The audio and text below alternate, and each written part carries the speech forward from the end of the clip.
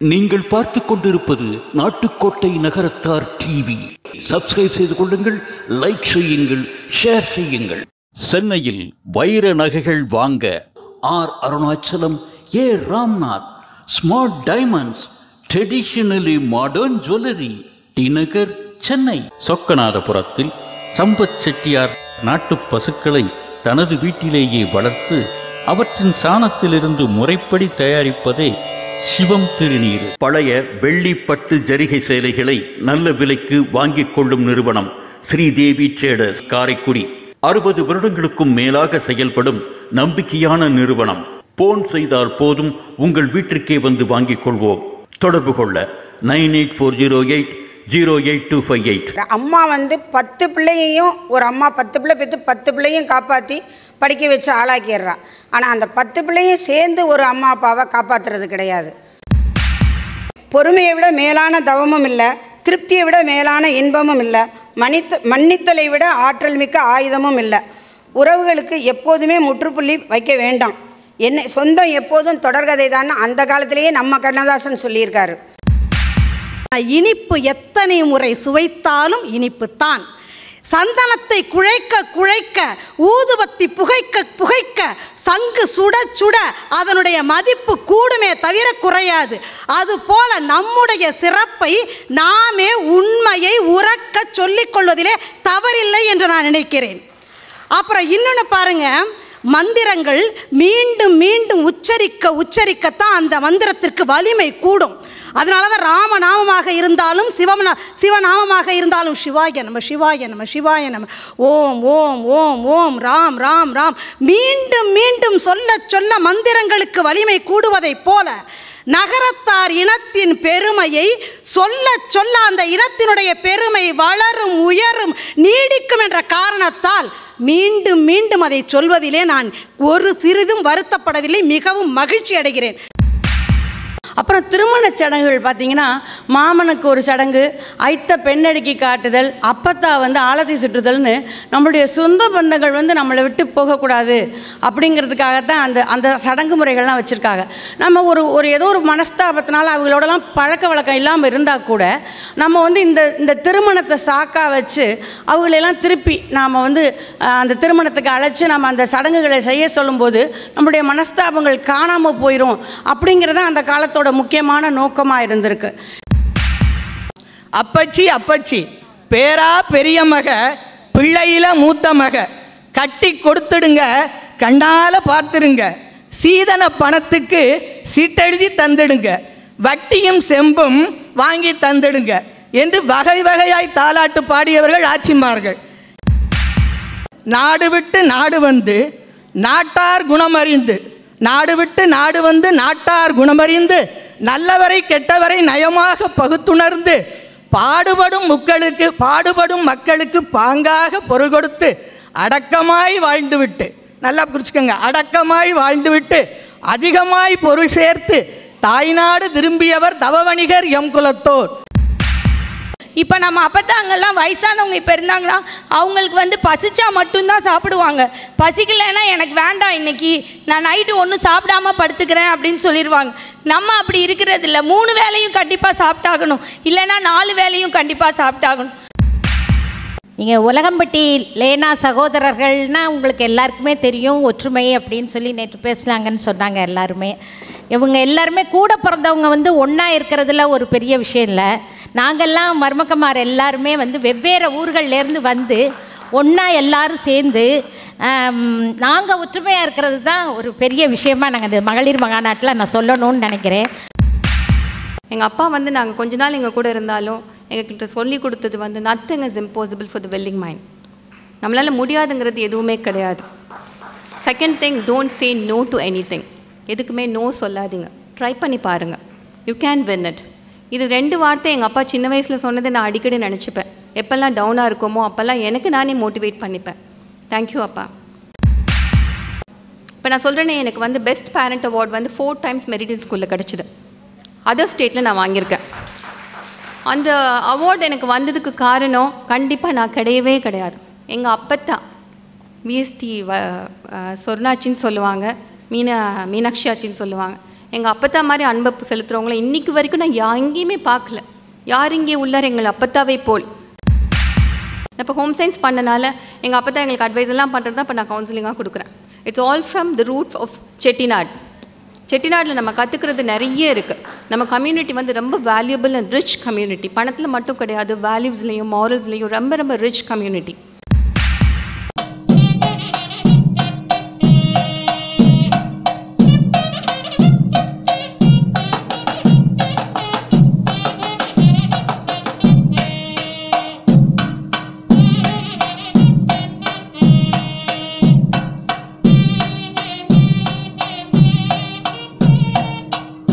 தேன்மொழி ராஜேந்திரன் ஆச்சி, மதுரை.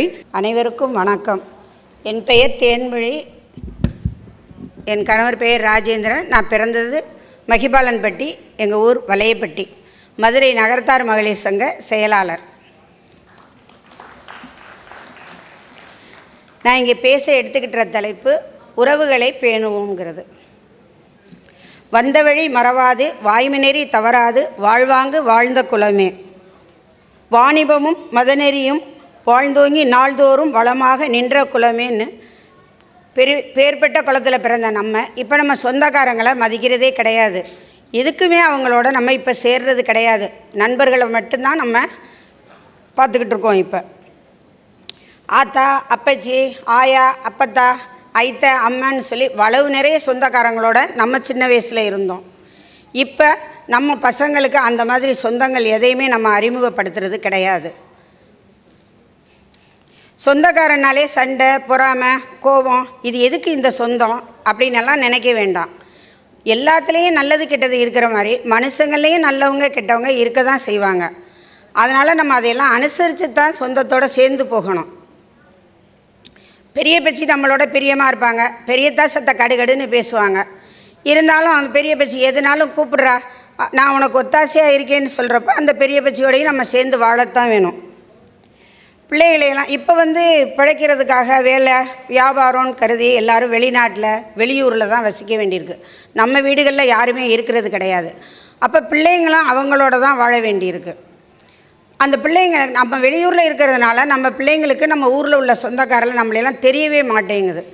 அதனால் லீவுக்கு வர்றப்ப கல்யாணம், காட்சி, சடங்கு, திருவிழா, கும்பாபிஷேகத்துக்கெல்லாம் பிள்ளைகளை கூட்டிகிட்டு எல்லாரையும் அறிமுகப்படுத்தணும். நம்ம சொந்தக்காரங்களெல்லாம் அறிமுகப்படுத்தணும். நம்ம அம்மாவோ அப்பாவோ இறந்து போனால் கூட இப்போ பெற்றவங்க பிள்ளைகளை கூட்டிகிட்டு வர்றதே கிடையாது. அவங்க மட்டும்தான் வர்றாங்க. அந்த அப்பத்தா ஐயாவுக்கு அந்த பிள்ளைங்க ஒரு செம்பு தண்ணி தூக்கி ஊற்றணும். அவங்க இறந்து போனால் அவங்க போகிற வழிக்கு சொர்க்கம் காட்டுறதுக்கு நெய்ப்பந்தம் பிடிக்கணும். இதை கொஞ்சம் எல்லாரும் மனசில் வச்சுக்கணும். நமக்கு ஒரு பிரச்சனைனா நம்ம சொந்தக்காரங்க தான் நம்ம கூட ஓடி வந்து உதவுவாங்க. நமக்கு ஆள், அம்பு, காரு, சேனை, ஆனால் எல்லாம் இருந்தும் சொந்தம் இல்லைன்னா என்றைக்காவது ஒரு நாள் ஃபீல் பண்ணுவோம் நமக்கு யாருமே இல்லை அப்படின்னு.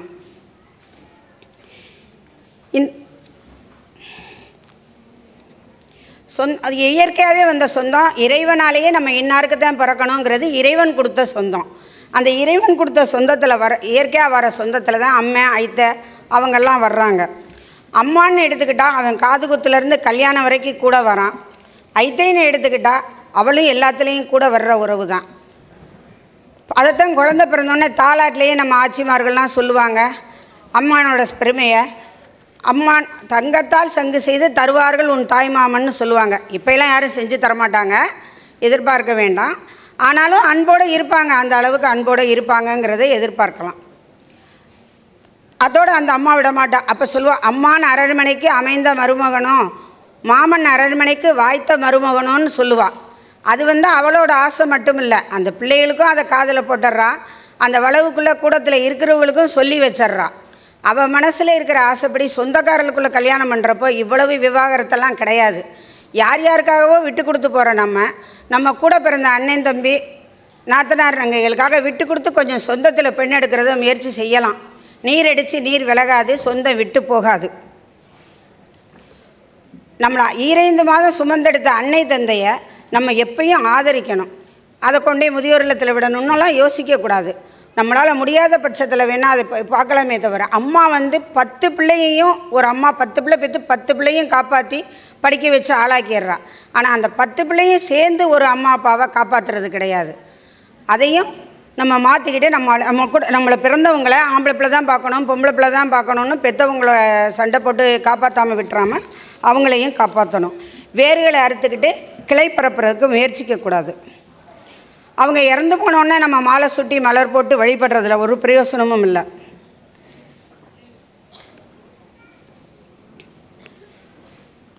அதே போல் ஆயா வீட்டு சொந்தங்களை மட்டுமே சொல்லிக் கொடுக்காம அப்பத்தா வீட்டு சொந்தங்களையும் பிள்ளைகளுக்கு சொல்லி கொடுத்து வளர்க்கணும். உங்கள் அப்பத்தா வீட்டு சொந்தம் இருக்காங்களே அப்படின்னு ஒரு இக்கு வச்சு அந்த பிள்ளைங்க மனசில் அப்பத்தா வீட்டு சொந்தம்னா வெறுப்பை வளர்த்துறக்கூடாது. உங்கள் ஐத்தை இருக்காளே பொறாமல் பிடிச்சவ அப்படின்னெல்லாம் சொல்லி கொடுக்கக்கூடாது. அதுக்கு ஒன்றுமே சொல்லாமல் விட்டுறலாம். நம்ம பொம்பளை பிள்ளைங்க வீட்டில் மேளங்கொட்டினாலே வேவு இறக்கவும் காய்ச்சி ஊற்றவும் அம்மங்காரன் வந்துடுவான், விளக்கேற்றவும் கோலமிடவும் ஐத்தக்காரி வந்துடுவான். அதனால் பிள்ளைகள்கிட்ட ஒருத்தருக்கு ஒருத்தர் நீங்கள் அம்மா உறவையும் ஐத்த உறவையும் சொல்லி கொடுத்து வளர்க்கணும். நீங்கள் நாளைக்கு ஒருத்தருக்கு ஒருத்தர் இதெல்லாம் செய்கிறதுக்கு கடமைப்பட்டவங்க அப்படிங்கிறதையும் சொல்லி கொடுக்கணும். அந்த காலத்தில் நம்ம ஆத்தா நம்மளை வளர்க்குறப்பையே அண்ணன் தம்பி அக்கா தங்கச்சி எல்லோரும் உட்காந்து சாப்பிடையில ஒரு ஆளுக்கு ஒரு முட்டை வைக்கிறப்போ அப்போ ஆத்தாக்காரி சொல்லுவா, உங்கள் அண்ணனுக்கு பொங்கப்பானை கொடுக்க வரையில் 2 முட்டை வைக்கணும் தெரியுமா அப்படின்னு சொல்லி கொடுத்து வளர்ப்பா. அப்போ இந்த பொண்ணுக்கு நமக்கு அண்ணன் பொங்கப்பானை கொண்டு வருவான், நம்ம அவனுக்கு இப்படி சாப்பாடு போடணுங்கிறது அன்னைக்கே மனசில் பட்டுரும். அண்ணனுக்கு சொல்லுவா, பொண்ணு வாழ பிறந்த இடம் வாழும், பொண்ணுக்கு சீர் பின்னுக்கும் உண்டு அப்படின்னு சொல்லி கொடுத்து வளர்ப்பா. இதை நம்மளும் நம்ம பிள்ளைகளுக்கு சொல்லி கொடுத்து வளர்த்தா தான் அதுகளுக்கு மனசில் பதியும், சொந்தங்கிறது மறைஞ்சு போகாது. நம்ம சமுதாயம் மாறணும்னு சொன்னால் அது முதல்ல விவாகரத்துங்கிறதே இருக்கக்கூடாது. பிள்ளைங்க அனுசரித்து கணவனோட அனுசரித்து வாழணும். மாமியார் நம்ம கூட இருக்கக்கூடாது, மாமனார் நம்ம கூட இருக்கக்கூடாது, நான் நாத்தனார் இல்லாத இடத்துல தான் வாக்கப்படுவேன்னெல்லாம் சொல்லக்கூடாது. நமக்கு எப்படி அண்ணன் நமக்கு நல்லது கெட்டதுன்னா அண்ணன் செய்யணுமோ அதே மாதிரி நம்ம நாத்தனாவுக்கு நம்ம புருஷன் செய்யணும். அதை நம்ம மனமும் அனுமதிக்கணும். இல்லாத கண்டிஷன்லாம் போட்டுக்கிட்டு இருக்கக்கூடாது. ஒரு வீட்டில் கல்யாணம் பண்ணுறதுக்கு முன்னாடி பொண்ணு மாப்பிள்ளை பார்க்கையில் புருஷன் மாப்பிள்ளைகிட்ட பொண்ணு சொன்னால் உங்கள் அம்மாவும் எங்கள் அம்மாவும் ஒரே மாதிரி நினைக்கணும்னு அவன் கேட்டான். இவ சொன்னான், இதில் என்ன சந்தேகம், 2 பேரோட அம்மாவும் ஒரே மாதிரி தாங்க நான் நினைப்பேன் அப்படின்னு சொன்னான். அவனுக்கு ரொம்ப சந்தோஷம். மனசுக்குள்ளே அதுக்கு அர்த்தம் என்னென்னா, எங்கள் அம்மா எங்கள் வீட்டுக்கு வரப்போகிறதில்ல, அவள் வீட்டில் தான் இருக்க போகிறான், அதே மாதிரி உங்கள் அம்மாவும் அவங்க வீட்டிலே இருக்கணும்னு அர்த்தம். ஒரு நாள் காலையில் இந்த மாதிரி 2 பேர் கல்யாணம் ஆயிடுச்சு. காலையில் ஒரு ஃபோன் வந்துச்சு. அவன் பேசிகிட்டு இருந்தான். இவன் சமைச்சிக்கிட்டே யார் அப்படின்னு கேட்டான். அம்மா அம்மா அப்படின்னு சொன்னான். என்னவா அப்படின்னா, இவன் என்ன அப்படின்னு கேட்டான். அது பின்னாடி ஃபோனில் எதிர் சைடில் பேசுகிறவங்க, எனக்கு ரொம்ப உடம்பு சரியில்லை, வயிற்றாலையாக போகுது, நான் ஆஸ்பத்திரியில் போய் சேர்ந்துக்கணுன்னா கொஞ்சம் பணம் செலவாகும், நான் போய் ஆஸ்பத்திரியில் சேர்ந்துக்கிறேன், நீங்கள் வர்றீங்களா அப்படின்னு கேட்குறாங்க. உடனே இவன் அதை தாக்கலை மனைவிட்ட சொல்கிறான்.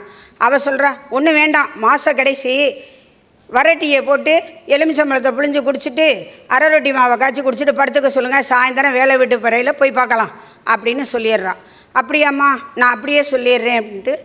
ஒன்றும் இல்லை, நீங்கள் வரட்டியில் எலுமிச்சம்பழத்தை புழிஞ்சு குடிச்சிட்டு அரை ரொட்டி மாவை காய்ச்சி குடிச்சிட்டு படுத்துக்கங்க அத்தை, சாயந்தரம் வரையில் நான் பார்க்குறேன்றான். என்னது அத்தையா? அப்போ இவ்வளோ நேரம் பேசுனது எங்கள் அம்மாவா? அட பாவி, எடுறா வண்டியை விடுறா எங்கள் அம்மா வீட்டுக்கு அப்படின்னா. இதுதான் இப்போ உள்ள அம்மா 2 பேரோட அம்மாவும் சமங்கிறது இப்போ நியாயம் இதுதான். இதை நம்ம தான் பொருட்படுத்தாமல் பெருசுப்படுத்தாமல் விட்டு கொடுத்து போயிட வேண்டியதுதான், வேறு வழி இல்லை.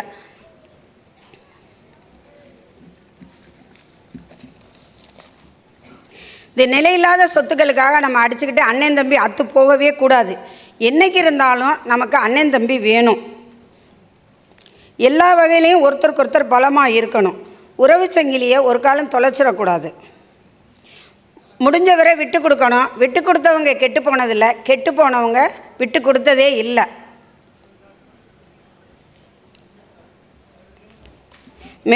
பொறுமையை விட மேலான தவமும் இல்லை, திருப்தியை விட மேலான இன்பமும் இல்லை, மன்னித்தலை விட ஆற்றல் மிக்க ஆயுதமும் இல்லை. உறவுகளுக்கு எப்போதுமே முற்றுப்புள்ளி வைக்க வேண்டாம். சொந்தம் எப்போதும் தொடர்கதை தான் அந்த காலத்திலேயே நம்ம கண்ணதாசன் சொல்லியிருக்காரு.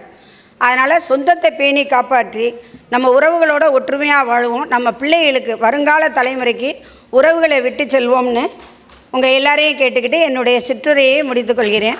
எனக்கு முதலாக மேடையில் பேச வாய்ப்பளித்த நகரத்தார் மலர் ஆசிரியர் இளங்கோ சார் அவர்களுக்கு எனது நன்றியை தெரிவித்துக் கொள்கிறேன்.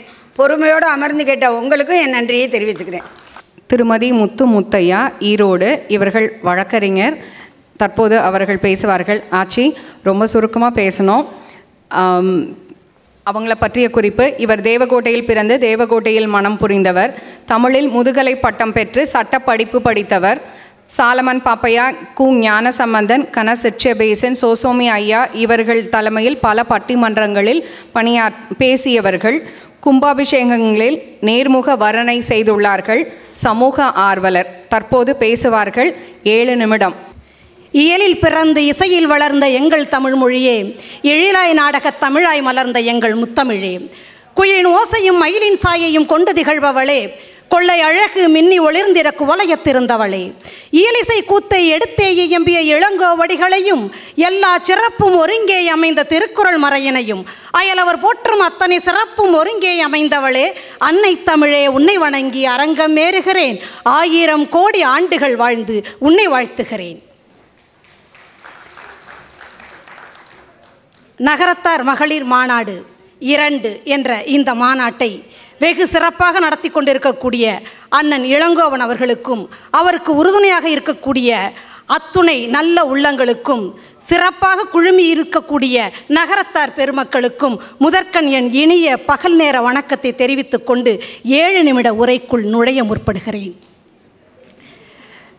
நகரத்தார் பெருமக்களே, தமிழர் என்றொரு இனம் உண்டு, தனியே அவர்க்கொரு குணம் உண்டு என்று சொல்லுவார்கள்.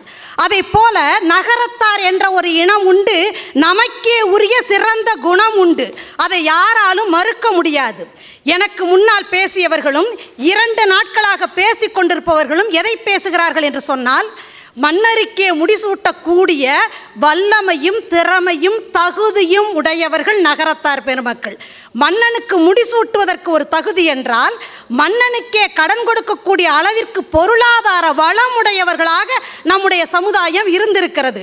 அத்தகைய பெருமையுடைய சமுதாயம், விருந்தோம்பலிலே உயர்ந்திருக்கக்கூடிய சமுதாயம், சமுதாய வளர்ச்சிக்காக தன்னையே கொடுக்கக்கூடிய ஒரு சமுதாயம், இத்தகைய சிறப்பு வாய்ந்த சமுதாயம் நகரத்தார் சமுதாயம். இதை எல்லாரும் பேசிட்டாங்க. எதுக்கு இவங்களும் பேசுகிறாங்க? இந்த பெருமையெல்லாம் நமக்கு இருக்குன்னு நமக்கே தெரியுமே அப்படிங்கிற கேள்விக்குறி உங்களுடைய இதயத்திலே ஓடுவதை என்னால் உணர முடிகிறது. I can catch your mind voice.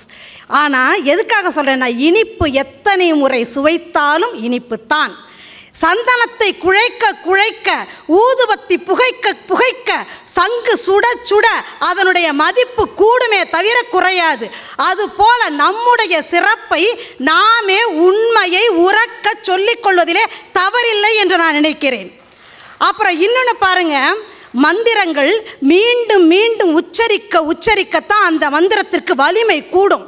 அதனால தான் ராமநாமமாக இருந்தாலும் சிவநாமமாக இருந்தாலும் சிவாய நம சிவாய நம சிவாய நம, ஓம் ஓம் ஓம் ஓம் ராம் ராம் ராம் மீண்டும் மீண்டும் சொல்ல சொல்ல மந்திரங்களுக்கு வலிமை கூடுவதைப் போல நகரத்தார் இனத்தின் பெருமையை சொல்ல சொல்ல அந்த இனத்தினுடைய பெருமை வளரும் உயரும் நீடிக்கும் என்ற காரணத்தால் மீண்டும் மீண்டும் அதை சொல்வதிலே நான் ஒரு சிறிதும் வருத்தப்படவில்லை, மிகவும் மகிழ்ச்சி அடைகிறேன். இத்தகைய சிறப்பு வாய்ந்த இந்த நகரத்தார் இனம் எப்படிப்பட்ட ஒரு குணத்தை உடையதாக இருந்திருக்கிறது என்று சொன்னால், நாம் எல்லாம் ஊர் விட்டு ஊர் போய் இப்போ சம்பாதிக்கிறோம். நாடு விட்டு நாடு போய் சம்பாதித்த வரலாறு நமக்கு உண்டு. அவங்க அப்போல்லாம் ஃப்ளைட்டு கிடையாது, கப்பலில் போவாங்களாம். கப்பலில் போகிறப்ப அன்னை முகம் தெரியும், அன்பு பிள்ளை முகம் தெரியும், கண்களில் நீரோடு நிற்கும் மனைவி முகம் தெரியும், அந்த முகங்களுக்கு மத்தியிலே செந்தூர் கந்தன் முகம் தெரியும்னு சொல்லுவாங்களாம். அப்படி எங்கே போனாலும் பொருளீட்டுவதற்கு திரைகடல் ஓடியும் திரவியம் தேடியவர்கள் நகரத்தார் பெருமக்கள். அத்தகைய சிறப்பு வாய்ந்த நகரத்தார் பெருமக்கள் அவங்க ஊரையே பாருங்கள். நாட்டரசம் கோட்டை, தேவக்கோட்டை, கோட்டையூர், அந்த ஊரில் கோட்டை இருக்கிறது. நம்முடைய ஊரில் குடி இருக்கிறது. அதாவது பார்த்திங்கன்னா காரைக்குடி, பழவாங்குடி, அரியக்குடி, இது மாதிரி குடிகள், கோட்டை இருக்கிறது, குடி இருக்கிறது, ஊர் இருக்கிறது. நம்ம ஊரை சொல்லி பார்த்திங்கன்னா அதில் எத்தனையோ பள்ளத்தூர், அது மாதிரி எத்தனையோ ஊர்கள் நம்முடைய நகரத்தாருடைய ஊருடைய பெயரிலே கோட்டை இருக்கும், குடி இருக்கும், ஊர் இருக்கும், பாகநேரி இருக்கும், குளம் இருக்கும். எனவே ஒரு அரசாங்கம் எப்படி இருக்க வேண்டும் என்பதற்கு தகுந்தாற் போல கோட்டை கொத்தளங்களும் அரசனும் மட்டும் இல்லாமல் சிறந்த குடிகளை உடையவர்களாக நகரத்தார் பெருமக்கள் இருந்திருக்கிறார்கள்.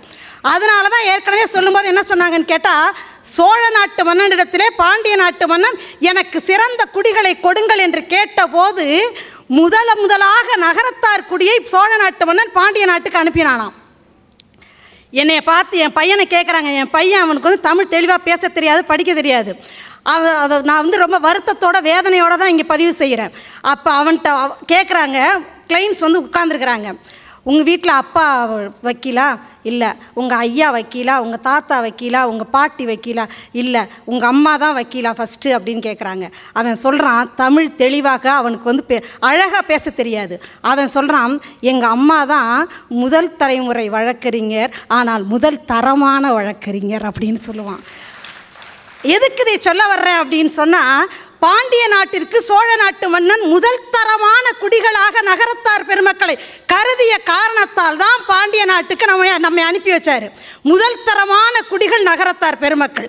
இப்படிப்பட்ட முதல் தரமான குடியை சேர்ந்தவர்கள் நாம் மட்டும் வாழணும்னு நினைக்காம நம்முடைய சமுதாயம் வாழ வேண்டும், நாம் வாழுகின்ற ஊர் வாழ வேண்டும் என்று நினைத்த பெருமைக்குரியவர்கள் நகரத்தார்கள்.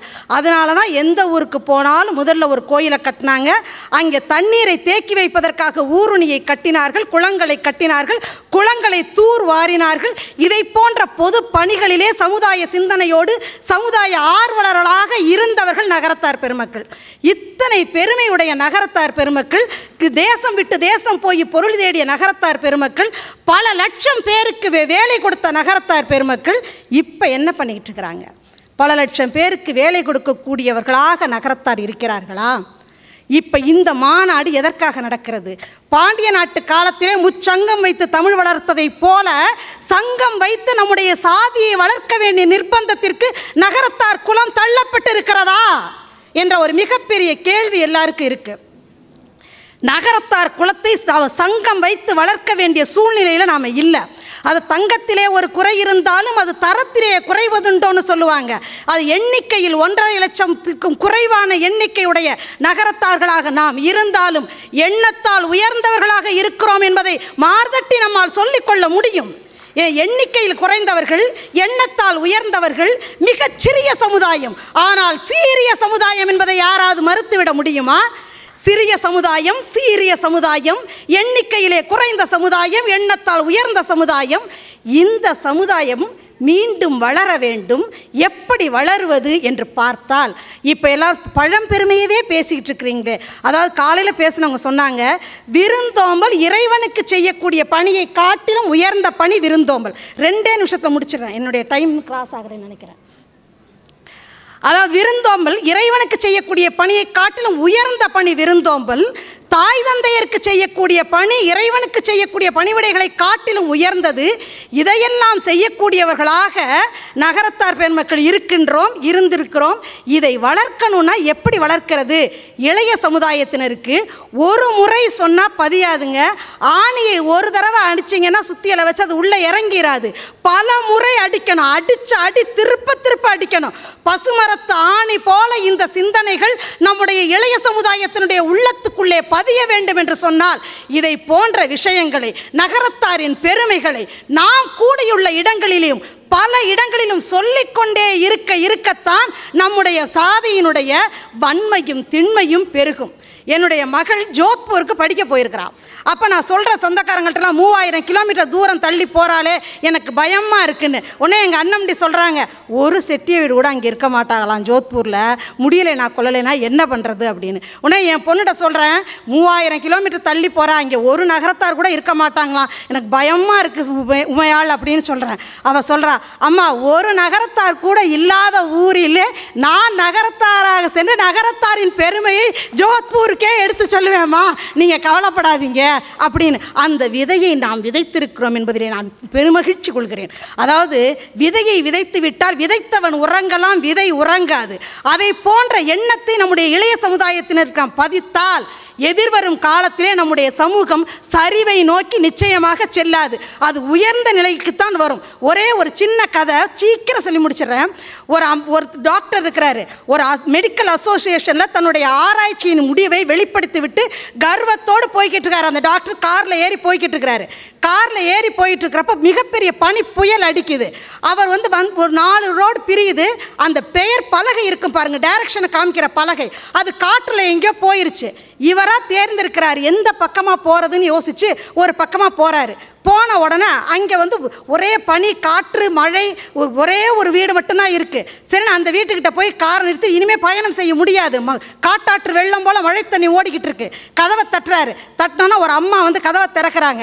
திறந்தோன்னே உள்ளே அவர் நிற்கிற கோலத்தை பார்த்துட்டு உள்ளே வாங்க உட்காருங்கன்னு சொல்லிட்டு ஒரு டீயை கொடுக்குறாங்க. அந்த வீட்டில் வேறு ஆள் அரவமே இல்லை. தொட்டியில் ஒரு குழந்தை தூங்கி கொண்டு இருக்கிறது.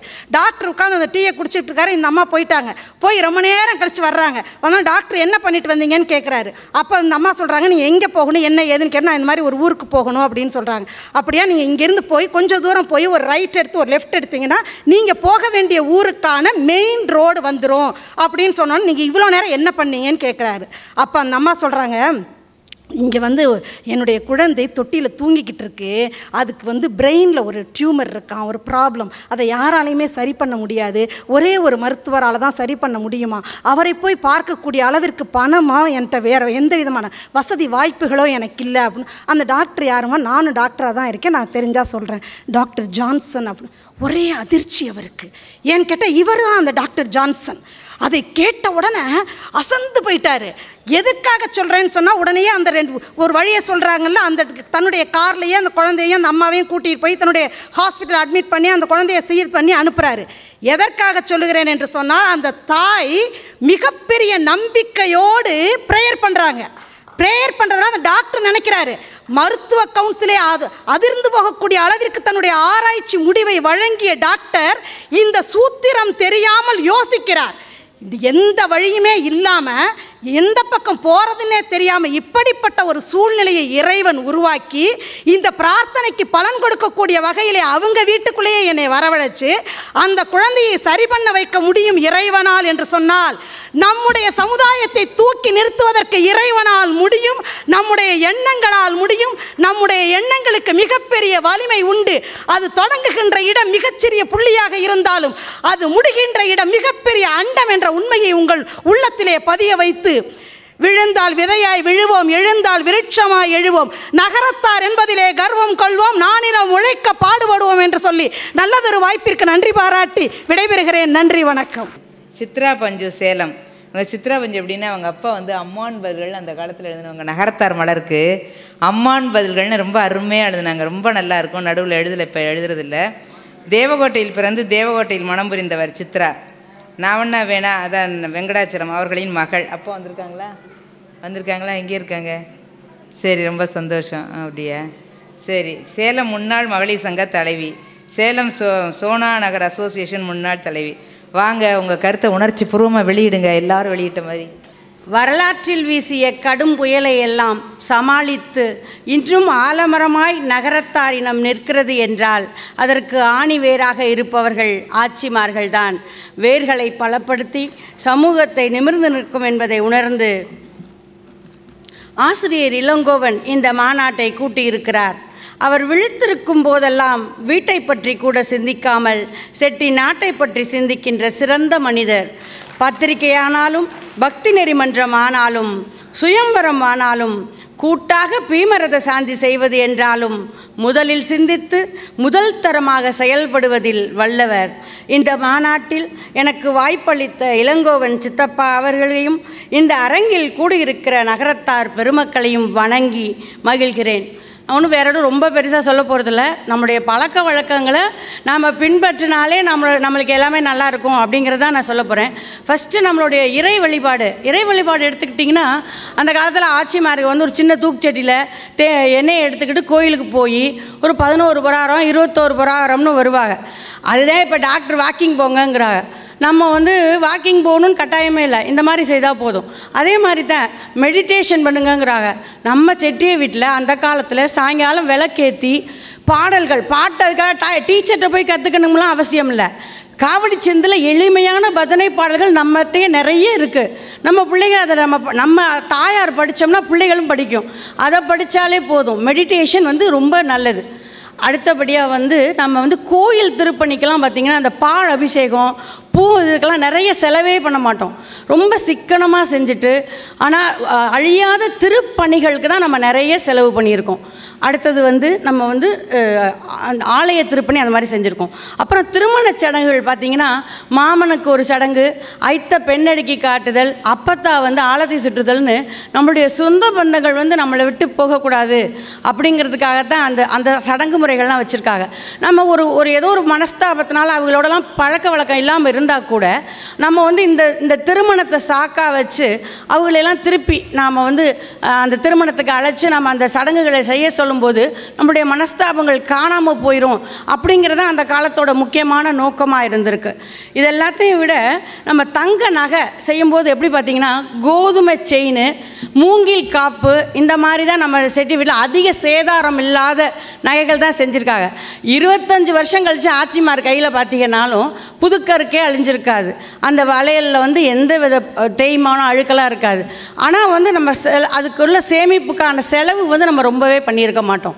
அந்த மாதிரி நம்முடைய பழக்க வழக்கங்கள் ஒன்றொன்றும் பார்த்தா நம்மளுக்கு வந்து ரொம்ப உபயோகமானதாக தான் இருந்திருக்கு. அடுத்தது படப்பு. இந்த படப்புக்கெல்லாம் போகும்போது புதுசாக கல்யாணம் ஆன பிள்ளைகளுக்கு பல பழக்க வழக்கங்களை வந்து அவங்க நம்மளுக்கு கற்றுத்தருவாங்க பெரியவங்க. அப்படி கற்றுக்கும் போது அந்த பழக்க வழக்கங்கள் நம்மளோட சேர்ந்து வரும்போது நம்ம அந்த சமையல் எல்லாத்துலேயுமே எல்லா விஷயங்களையும் நம்மளால் கற்றுக்க முடியும். பிள்ளைகளுக்கு எடுத்தோன்னே எதுக்கு எடுத்தாலும் டாக்டர்கிட்ட போய் ஊசி மருந்துன்னு போடாமல் ஆத்தா மாதிரி அப்பத்தாவெல்லாம் வந்து மருந்து, அதாவது துளசி சாறு, வெத்தலை சாறு அந்த மாதிரிலாம் கொடுத்து பழக்கி அந்த பிள்ளைகளுக்கு அந்த மாதிரி சளியெல்லாம் வந்தால் நம்ம முதல்ல அந்த மாதிரி தான் செய்ய சொல்லி பழக்குவாங்க. ஸோ அந்த மாதிரி நம்மளுடைய அந்த பழைய பழக்கங்களை அப்பத்தா ஆயா இருந்தாங்கன்னா விடாமல் கேட்டு நம்ம எழுதி வச்சுக்கிட்டு கொஞ்சம் அதிலலாம் நம்ம கவனம் செலுத்துறது நல்லது. எடுத்ததுக்கெல்லாம் இப்போ அலோபதி கெடுதல்னு வாட்ஸ்அப்லாம் எங்கே பார்த்தாலும் வந்துக்கிட்டே இருக்குது. நம்ம அலோபதி எடுத்தோன்னே எதுக்கு எடுத்தாலும் பிள்ளைகளுக்கு பழக்காமல் அந்த பழக்க வழக்கங்களை கொஞ்சம் வந்து பழகிக்கிறது நல்லது. இது எல்லாத்தையும் விட முக்கியமானது உணவு பழக்கம். நம்முடைய பழக்கம் பார்த்திங்கன்னா நல்ல நாள் பெரிய நாள்னா தான் ஒரு வெள்ளை பணியாரம், கந்தரப்பம், பெரட்டல் அந்த மாதிரி செய்யும். மற்றபடி தினப்படி சமையலில் பச்சடி, கூட்டுக்கறி, வாழைப்பூ துவட்டல், வாழைத்தண்டு கூட்டுக்கறி இந்த மாதிரி டாக்டர் இப்போ கேட்டிங்கன்னா அதை தான் செய்ய சொல்லுவாங்க. தினம் ரொம்ப எண்ணெய் இல்லாமல் செய்யுங்க, தேங்காய் இல்லாமல் செய்யுங்க. நம்ம வந்து தேங்காயை வந்து பச்சையாக சாப்பிட்டா தான் நல்லதுன்னு அந்த காலத்தில் சொல்லியிருக்காங்க. அதனால தான் வந்து இடியப்பம், ஆப்பம் இந்த மாதிரி மட்டும் தான் நம்ம தேங்காய் உபயோகப்படுத்துவோம். சமையலில் ரொம்ப தேங்காயை நம்ம வந்து உபயோகப்படுத்துகிற பழக்கம் கிடையாது. ஸோ இந்த பழக்க வழக்கங்களை எல்லாம் நம்ம கண்டிப்பாக கடைப்பிடிச்சாலே வந்து நம்ம பிள்ளைங்களுக்கு வந்து நல்ல உடல் ஆரோக்கியம் இருக்குங்கிறது ரொம்ப முக்கியமான பாயிண்ட்டு. தாயை போல பிள்ளை, நூலை போல சேலைங்கிறது தான் வழக்கம். ஸோ இதெல்லாம் முதல்ல வந்து இந்த அம்மாமார்கள் தினம் வந்து ஒழுங்காக செய்யணும். அம்மா வந்து ஸ்விக்கிலையும் ஜொமாட்டோலையும் ஆர்டர் பண்ணி சாப்பிட்டா தாய் 8 அடி பாஞ்சா பிள்ளை 16 அடி பாயுங்கிற மாதிரி அம்மா 4 தடவை ஆர்டர் பண்ணால் பிள்ளை 8 தடவை ஆர்டர் பண்ணும். நம்ம தினம் இந்த சமையலை வந்து நம்ம பழகி கொடுத்தோம்னா அந்த பிள்ளைய கண்டிப்பாக பழகும். அதே மாதிரி அந்த பிள்ளைங்க நம்மளுடைய நகரத்தாரை விட்டு வெளியே போகாது. ஏன்னா தினம் நம்ம அந்த விழாவுக்கு எல்லாம் கூட்டிகிட்டு போகிறோம், இந்த சமையலை கற்றுக் கொடுக்குறோம். நம்மளுடைய பழக்க வழக்கங்களை நாம் செஞ்சால் தான் நம்ம பிள்ளைங்க செய்யும். அதுதான் முக்கியம். சும்மா பிள்ளைகளுக்கு கற்றுக் கொடுக்கணுங்கிறதே பாயிண்ட் கிடையாது. முதல்ல ஒவ்வொரு தாயும் தானே செய்யணும் அவங்க வீட்டில். அதாவது இப்போ நிறைய டிவிலலாம் வந்து பார்த்திங்கன்னா ஆடு ரொம்ப வருது, நம்மளுக்கு அதெல்லாம் பார்க்க ஆசையாக இருக்கும். நம்ம அப்போ வீட்டில் ஒரு டயட் சார்ட் வச்சிடணும். இந்த மாதத்தில் இந்த ஒரு நாள் மட்டும் அந்த மாதிரி நம்மளுக்கு ஒத்துக்கொள்ளாத உணவுகளை நம்ம டேஸ்ட் பண்ண வெளியே போகலாம். மற்ற நாளெல்லாம் நம்முடைய நகரத்தாரோட உணவு முறைகளை நாம் பின்பற்றினோம்னாலே நம்முடைய பிள்ளைகளுக்கு எல்லாமே நல்லாயிருக்கும். இந்த வாய்ப்புக்கு நன்றி கூறி விடைபெறுகிறேன். நன்றி, வணக்கம். அடுத்து உடையம்மை பர்குணன் வாங்க. சிந்திப்போர் ஆத்தங்குடியை சேர்ந்தவர்கள், 38 வருஷ பணி, பேச்சு, கவிதை, கட்டுரை அனைத்துலேயும் சிறப்பாக இருப்பாங்க. முதல் பெண் பணியாளர் பாரதிதாசன் யூனிவர்சிட்டி, எம்ஏ படித்தவர்கள். தலைப்பு இப்போ பேச போகிறத பழமொழி போற்றும் நகரத்தார். ஓய்வு பெற்றவர், பாரதிதாசன் பல்கலை முதுநிலை துணை பதிவாளர். கோலப்போட்டியில் எங்கே போனாலும் வெற்றி அடைஞ்சிருவாங்க. இங்கே போட்டிங்களா கோலம்? ஃபஸ்ட் ப்ரைஸ் அடைஞ்சிட்டிங்களா? நல்ல ஜோராக கைதட்டுங்க. கோலப்போட்டியில் ஃபஸ்ட்டு வந்தவங்க, ரொம்ப சந்தோஷம். சாருமீனான்னு ஒரு டாக்டர் இருக்காங்க. தீதும் நன்றும் பிறர் தர வாரா, அன்னை தமிழே என் ஆவி கலந்தவளே, உன்னை தொழுகின்றேன், உன்னால் தொடர்கின்றேன். ஆன்றோரே சான்றோரே என்னை போன்றோரே அனைவருக்கும் எனது முதற்கண் பணிவான வணக்கத்தை தெரிவித்து கொண்டு என்னுடைய உரையை தொடங்குகிறேன். நகரத்தார் மகளிர் மாநாடு 2. முதனாக மாநாட்டு, அதாவது நகரத்தார் மாநாட்டில் பேசுவதற்கு இதுதான் என்னுடைய முதல் படி. பழமொழி போற்றும் நகரத்தார், அதாவது பழமொழிக்கும் நம்ம நகரத்தாருக்கும் நெருங்கிய தொடர்பு உண்டு என்பதை சுருங்க சொல்கிறேன். ஆனால் முதல்ல அதுக்கு முன்னாடி, என்னுடைய உரைக்கு போகிறதுக்கு முன்னாடி, இந்த மாநாட்டை நடத்தி கொண்டிருக்கும் இளங்கோ அண்ணன் அவர்களுக்கு முதலில் ஒரு நன்றியை தெரிவிக்க வேண்டும். எதற்காக என்றால், என்னுடன் படித்தவர் இங்கு உட்கார்ந்திருக்கிறார், லக்ஷ்மி சண்முகம் கோணாபட்டு. அவர் ஆத்தங்குடியில் பிறந்தவர். என்னுடன் முதல் வகுப்பிலிருந்து 8ஆம் வகுப்பு வரை நாங்கள் இருவரும் ஒரு அதாவது ஏ பிரிவு சி பிரிவு வந்தாலும் ஒரே பிரிவில் 8ஆம் வகுப்பு வரை ஒன்றாக படித்தவர்கள். ஆத்தங்குடியில் எங்கள் வீட்டுக்கு அருகில் இருப்பவர். இப்போ அண்ணன் இந்த மாதிரி மாநாட்டை கூட்டினதுனால தான் நேற்றும் சரி இன்றைக்கும் சரி என்னுடைய பள்ளி பருவத்தில் படித்த அத்தனை பேர், அதாவது ஒரு 6-7 பேரை நான் சந்திச்சிட்டேன். அதில் இந்த மாநாட்டை விட எனக்கு அதில் அளவற்ற மட்டற்ற மகிழ்ச்சி அடைகிறேன். அதை முதல்ல இளங்கோ அண்ணன் அவர்களுக்கு என்னுடைய தலைதாழ்ந்த நன்றியை தெரிவித்துக் கொள்கிறேன். அதில் நான் மிகவும் பெருமை அடைகிறேன். அதாவது அன்னையும் பிதாவும் முன்னறி தெய்வம், ஆலயம் தொழுவது சாலவும் நன்று, சங்கு சுட்டாலும் வெண்பை தரும், 4ம் 2ம் சொல்லுக்குருதி, உன் விரல்கள் 10ம் மூலதனம், இனம் இனத்தோடு சேரும், செய்யும் தொழிலே தெய்வம், கிழக்கோ மேற்கோ சொந்த ஊரே சிறந்தது. இது எல்லாம் நமக்காக உருவாக்கப்பட்ட பழமொழிகள் என்றே நான் நினைக்கின்றேன். நம்முடைய குல பண்பினையும் குடிப்பண்பினையும் போற்றக்கூடிய பழமொழிகள். நமது ஆட்சிமார்கள் செட்டியாருக்கு பின் இருந்து செயல்படுவதால் தான் இந்த பழமொழிகள் அத்தனையும் இன்றுதோறும் காலம் அழியாது கடைபிடிக்கப்பட்டு வருகிறது என்று சொல்கிறேன். ஆட்சிமார்கள் வேறாக மட்டுமல்ல விழுதாகவும் இருந்து செயல்படுவதால் தான் அண்மையில் நடைபெற்ற பொருளாதார கருத்தரங்கில் பெரும்பங்கு வகித்தவர்கள், சாதனை படித்தவர்கள் நமது ஆட்சிமார்கள் என்பதை சொல்லிக்கொள்வதில் பெருமை அடைகிறேன். நம் இனத்தவர் ஒவ்வொருவரும் விரல்கள் 10ம் மூலதனம், வெறுங்கை என்பது மூடத்தனம் என்பதனை மெய்ப்பித்தார்கள். அதனையே நமது மத்திய நிதி அமைச்சர் மாண்புமிகு நிர்மலா சீதாராமன் அவர்கள் நமது கருத்தரங்கில் விளக்கி நம்முடன் பகிர்ந்து கொண்டுள்ளார். திருமணம் செய்து கொடுக்கும் பொழுதே செட்டாக வாழ வேண்டி சீர்மிகு பட்ஜெட்டை தன் தந்தையிடமிருந்து சீராக பெற்றவர்கள் என்பதனை நம்ம நகரத்தார் தாலாட்டு பாடல்களில் இருந்து நாம் தெரிந்து கொள்ளலாம். அப்பச்சி அப்பச்சி பேரா பெரிய மக, பிள்ளையில மூத்த மக, கட்டி கொடுத்துடுங்க, கண்ணால பார்த்துடுங்க, சீதன பணத்துக்கு சீட்டெழுதி தந்துடுங்க, வட்டியும் செம்பும் வாங்கி தந்துடுங்க என்று வகை வகையாய் தாலாட்டு பாடியவர்கள் ஆட்சிமார்கள். இனம் இனத்தோடு சேரும் என்று இன கௌரவம் போற்றும் குல மாதரசிகள். மேலும் நம் நகரத்தாரில் ஆண் பெண் என்று பிரிக்காமல் சொல்கிறேன். ஒன்றே ஒன்று, அதாவது எல்லாருமே அருட்பெருஞ்சோதியே அருட்பெருஞ்சோதி, தனிப்பெருங்கருணையே அருட்பெருஞ்சோதின்னு கூறிய வள்ளலார் அவர் தனது 7 வயது சிறுவனாக இருக்கும் பொழுது ஆரம்ப பாடசாலையில் அவர் ஆசிரியர் வாத்தியார் அவர் என்ன சொல்கிறாரோ அதை நம்ம திருப்பி அப்படியே சொல்லணும். அவர் என்ன சொன்னார் தெரியுமா? ஓதாமல் ஒரு நாளும் இருக்க வேண்டாம், ஒருவரையும் பொல்லாங்கு சொல்ல வேண்டாம், மாதாவை ஒரு நாளும் மறக்க வேண்டாம், வஞ்சனைகள் செய்வாரோடு இணங்க வேண்டாம், நெஞ்சார பொய் தன்னை சொல்ல வேண்டாம், நிலையில்லா காரியத்தை நிறுத்த வேண்டாம். இப்படி அவர் ஒவ்வொரு தடவையும் சொல்லும்போது இவங்க எல்லாரும் திருப்பி சொல்லணும். ஆனால் இந்த 7 வயது சிறுவனாக இருந்த வள்ளலார் மட்டும் வாயையே திறக்கலை. அப்போ உடனே அந்த ஆசிரியர், அதாவது வாத்தியார் குரு கேட்கிறார், ஏனப்பா நீ மட்டும் திருப்பி சொல்லாமல் இருக்கின்றாய் என்று. அதற்கு அவர் என்ன கூறினாராம், இது எதுக்கு சொல்ல வரேங்கிறத நான் முடிவில் சொல்கிறேன். அவர் சொல்கிறாரு, நீங்கள் எதுவாக இருந்தாலும் வேண்டாம் வேண்டாம் வேண்டான்னு சொல்கிறீங்க, அதில் எனது மனசு ஈடுபாடு இல்லை.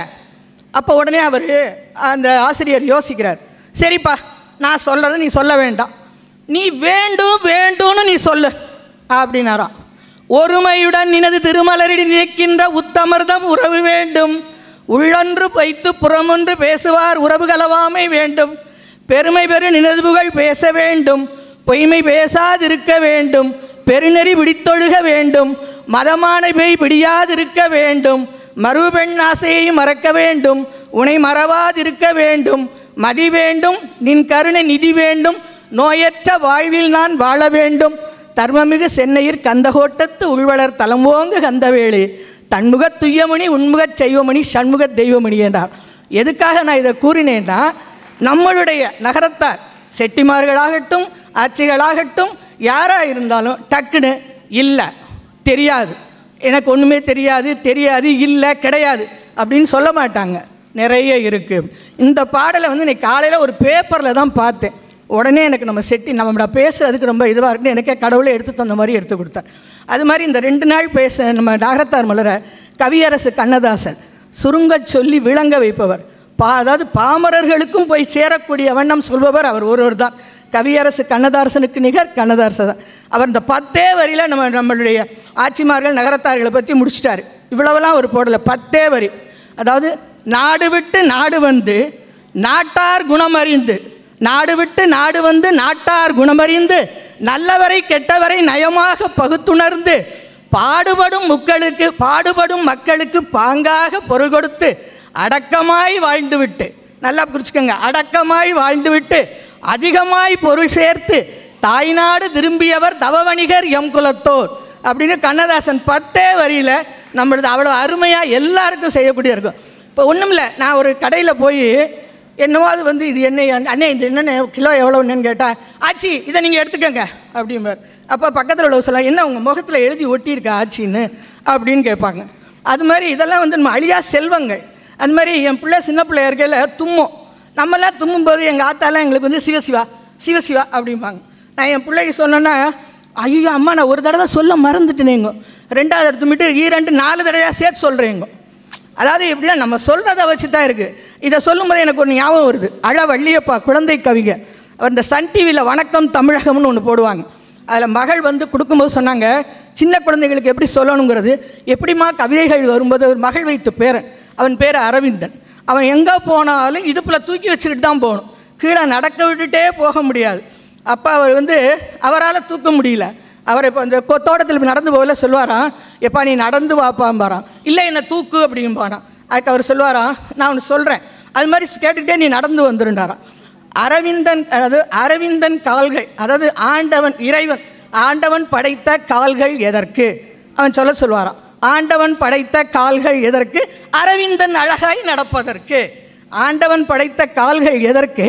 அரவிந்தன் அழகாய் நடப்பதற்கு அப்படின்னு சொன்னோன்னு அவர் அவன் தன்னால் நடந்து போயிடுவானா.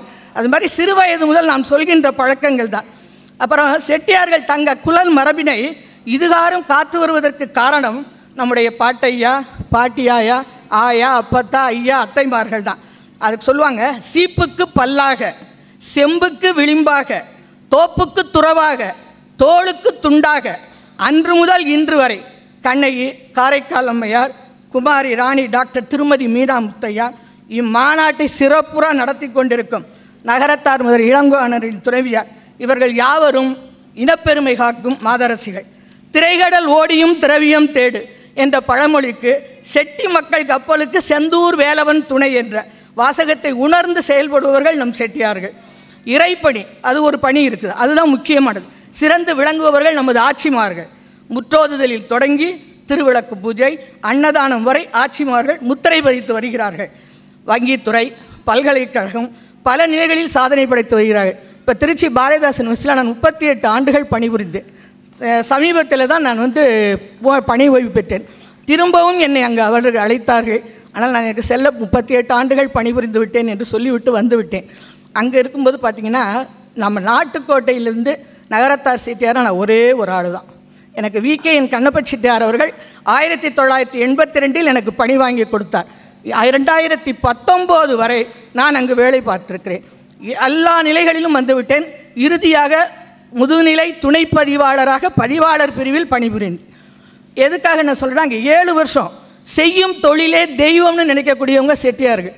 அதனால் சொல்ல வர்றேன், 7 வருஷம் எந்த விதமான லீவு, ஏன் லீவ் ஆகட்டும், மெடிக்கல் லீவ் ஆகட்டும், அன்லேன் லீவ் ஆகட்டும், CL ஆகட்டும், எந்த விடுமுறையும் நான் போட்டது கிடையாது.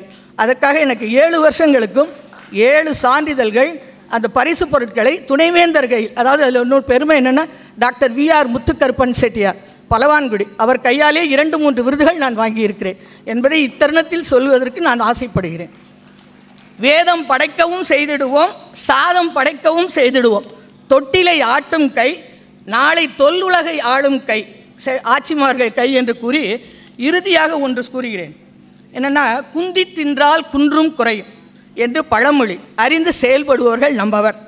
ஆனால் இன்றைக்கி பாருங்கள், இந்த இணையதளத்தில் ஒன்று வந்தது, இலவச வீட்டில் இலவச அரிசி வாங்கி, இலவச கிரைண்டரில் மாவரைத்து, இலவச கேஸ் அடுப்பில் இட்லி சுட்டு, இலவச மிக்சியில் சட்னி அரைத்து, இலவச மின்விசிறியை போட்டு, இலவச டிவியை பார்த்துக்கிட்டு, நோய் வந்தால் இலவச இன்சூரன்ஸில் சிகிச்சை பெற்று, இலவச 4 கிராம் தங்கத்துடன் 25,000 பெற்று கல்யாணம் பண்ணி, இலவச 20,000 உதவியுடன் குழந்தை பெற்று, இலவச சத்துணவுடன் இலவச கல்வியும் நல்கி, இலவச புத்தகம், இலவச புத்தகப்பை, இலவச சைக்கிள், இலவச செருப்பு, இலவச லேப்டாப், இலவச பேருந்து பாசுடன், இலவச முதியோர் பென்ஷன் கிடைக்கும்போது எனக்கு எதுக்கு வேலையா என்று காலம் வந்து கொண்டிருக்கிறது.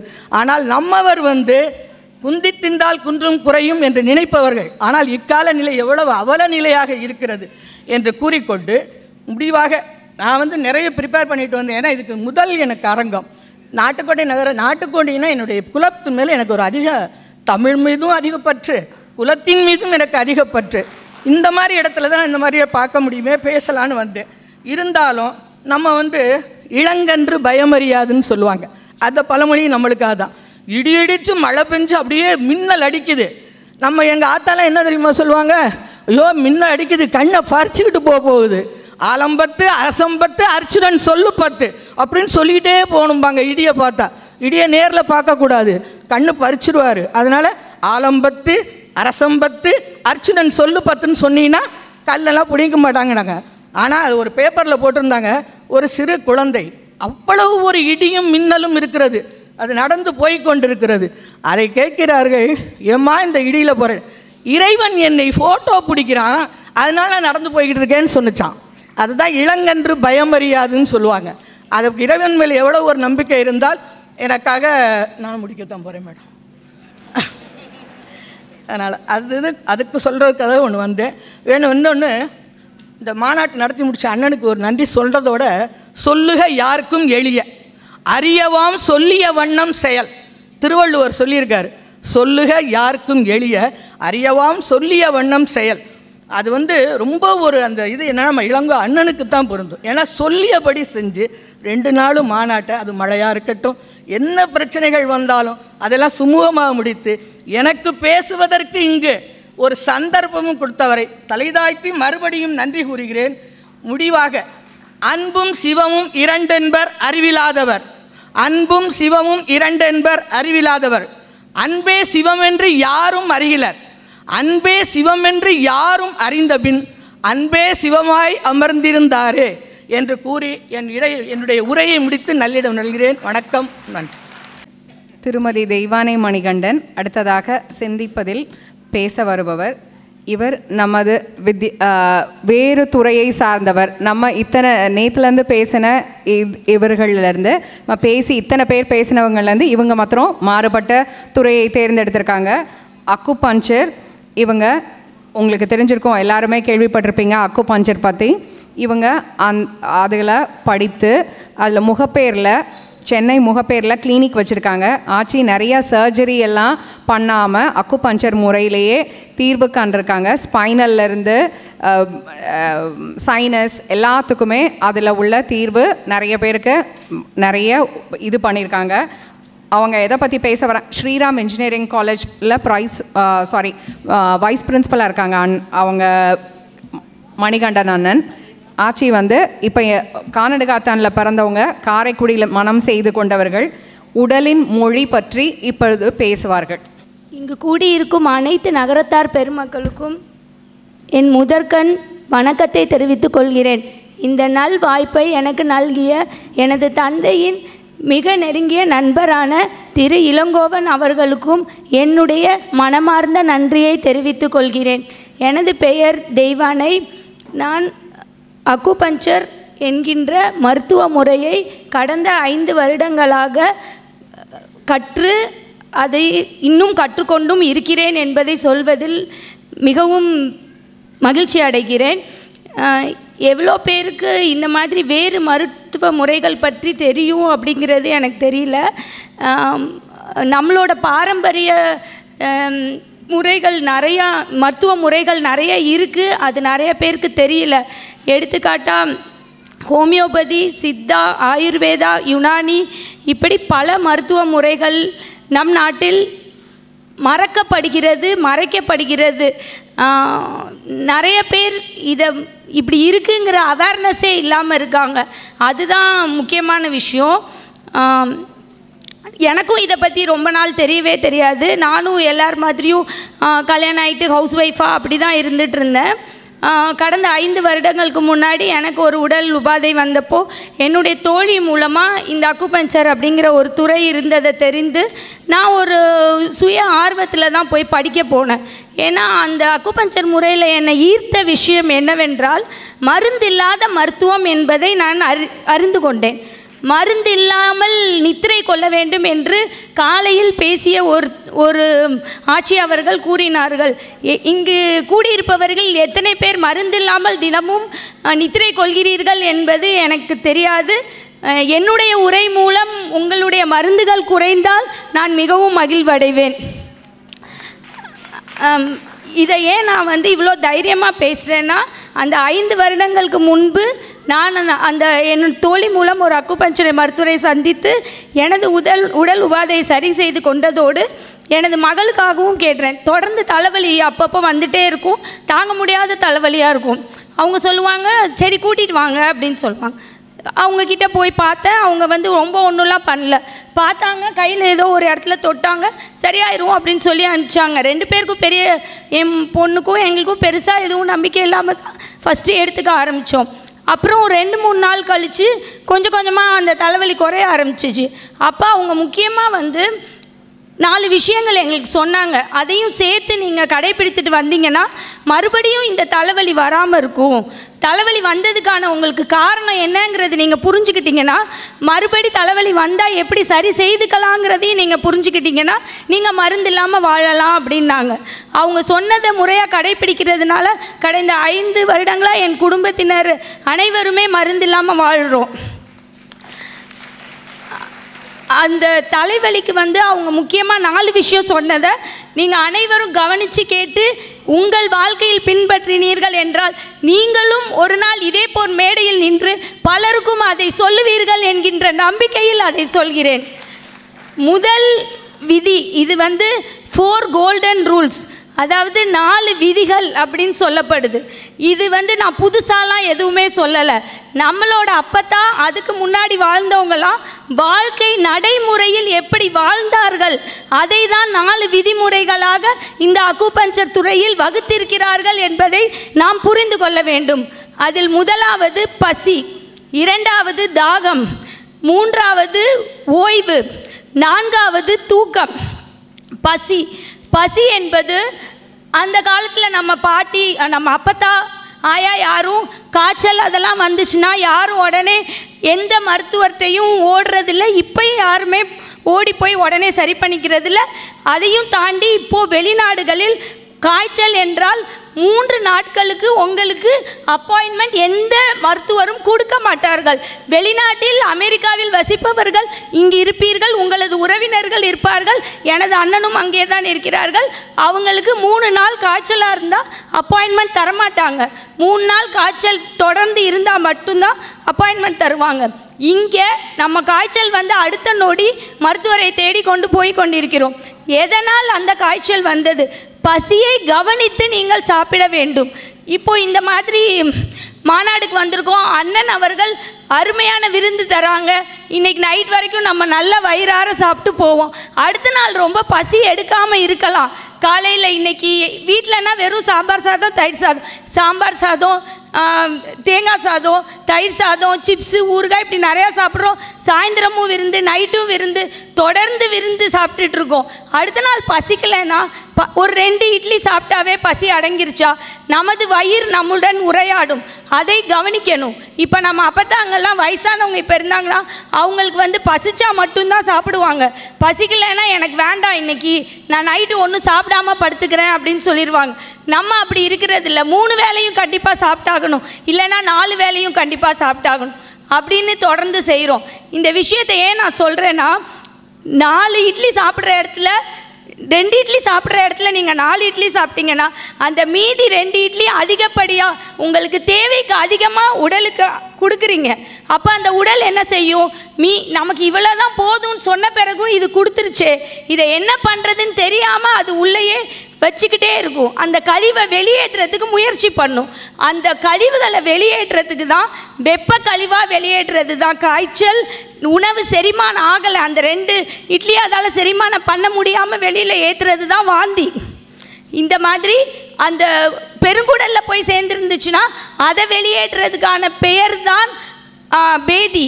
இந்த மாதிரி ஒவ்வொரு காரணங்கள், ஒவ்வொரு விஷயம் நீங்கள் தவறாக செய்கிறதுனால தான் அடுத்தடுத்து உங்களுக்கு வருது. உங்களோட பசியை கவனித்து நீங்கள் சாப்பிட்டீங்கன்னா எந்த பிரச்சனையுமே இருக்காது. 2வது விஷயம் தாகம். ஒருத்தர் இவ்வளோ 2 லிட்டர் குடிக்கணும் 3 லிட்டர் குடிக்கணும் அப்படிங்கிற கணக்கெல்லாம் கிடையாது. உங்களோட உடல் என்ன கேட்குது, உங்களோட வேலை வாய்ப்பு, நீங்கள் எந்த சூழலில் வேலை பார்க்கிறீர்கள், ஏசி ரூமில் வேலை பார்க்கலாம், வயலில் வேலை பார்க்கலாம், எங்கே வேணால் வேலை பார்க்கலாம். உங்கள் உடம்பு எவ்வளோ தண்ணீர் கேட்கிறதோ அதை நீங்கள் கொடுத்து பழகுங்க. அதுக்கு அதிகப்படியாக கொடுத்தா உங்களோட சிறுநீரகம் அதை எப்படி வெளியேற்றுவது என்று தெரியாமல் அதை தான் திருப்பி உங்களுக்கு டயாலிசிஸ் வரைக்கும் கொண்டு போய் விடுறது. தேவையில்லாமல் அதிகமான நீரையும் சாப்பிடாதீர்கள், தேவைப்படும் போது மிகவும் குறைவான நீரையும் பருகாதீர்கள். உங்கள் உடலில் மொழியை கவனித்து உணவருந்துங்கள், தண்ணீர் குடிங்கள். அடுத்ததாக ஓய்வு. இப்போ நான் சொன்னேன்ல, அந்த காய்ச்சல் நமக்கு முடியலை அப்படின்னு சொல்கிறது நம்ம உடலோட கழிவை தான் வெப்பமாக வெளியேற்றுது. காய்ச்சல் அப்போ நமக்கு ஓய்வு தேவை. காய்ச்சல் அப்போது நம்ம சாப்பிடக்கூடாதுங்கிறத நம்ம உடம்பே வெளிப்படுத்துறது தான் வாய் கசப்பும் பசியின்மையும். காய்ச்சல் அப்போ ஏன் வாய் கசக்குதுன்னு யாராச்சும் யோசிச்சிருக்கீங்களா? வாய் கசக்கிறதுக்கான காரணம் உடலே நம்மளோட உணவை சாப்பிடக்கூடாது, நீ என்னால் இப்போ எதையும் செமிக்க முடியாது, நீ எதுவும் கொடுக்காத அப்படின்னு சொல்கிறது தான் வாய் கசப்பு. இவ்வளவு அழகாக ஒரு உடல் தன் உணவை வேணா நிராகரிக்க முடியுமா? அந்த மொழிகளை நாம் புரிந்து கொள்கிறோமா? அதுதான் சிந்திக்க வேண்டிய விஷயம். இவை அனைத்தும் சமுதாய சிந்தனை. எவ்வளவு பேர் ஏன் நல்லா இருக்க நாக்கு காய்ச்சல் அப்போ மட்டும் ஏன் அந்த கசப்பு தன்மை நாக்கில் உட்காருகிறது என்று சிந்தித்திருக்கிறோமா? எனக்கு உணவு வேண்டாம் என்பதை மிக தெளிவாக உரைப்பது தான் அது. நீங்கள் டியூப் போட்டு குளுக்கோஸையோ ஸ்ட்ரா போட்டு ஜூஸையோ உள்ளே விடுறதுனால அது எப்படி தன்னுடைய கழிவை வெளியேற்றும் என்று புரிந்து கொள்ளுங்கள். கழிவு வெளியேற்றுறதுக்கான நேரத்தை கொடுங்கள். நம்ம ரொம்ப உழைத்திருப்போம், ஒரு வாரம் 1 மாதம் உழைத்திருப்போம், நம்ம உடல் அசந்திருக்கும்.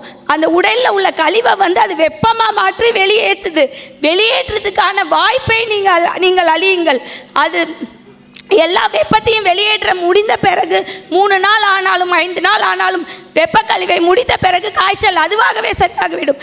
இதை தான் ஒரு படத்தில் ரஜினி அவர்கள் சொல்லுவார்கள், நீங்கள் சளிக்கு மருந்து சாப்பிட்டா 7 நாளில் சரியாகும், சாப்பிட்லனாலும் 1 வாரத்தில் சரியாகும். ஸோ நீங்கள் சாப்பிட்டாலும் சாப்பிட்லனாலும் கழிவு வெளியேறிட்டு தான் சரியாக போகுது. 4வது விஷயம் தூக்கம். இதுதான் இந்த சமுதாயத்தின் மிகப்பெரிய பிரச்சனையாக இருக்கிறது.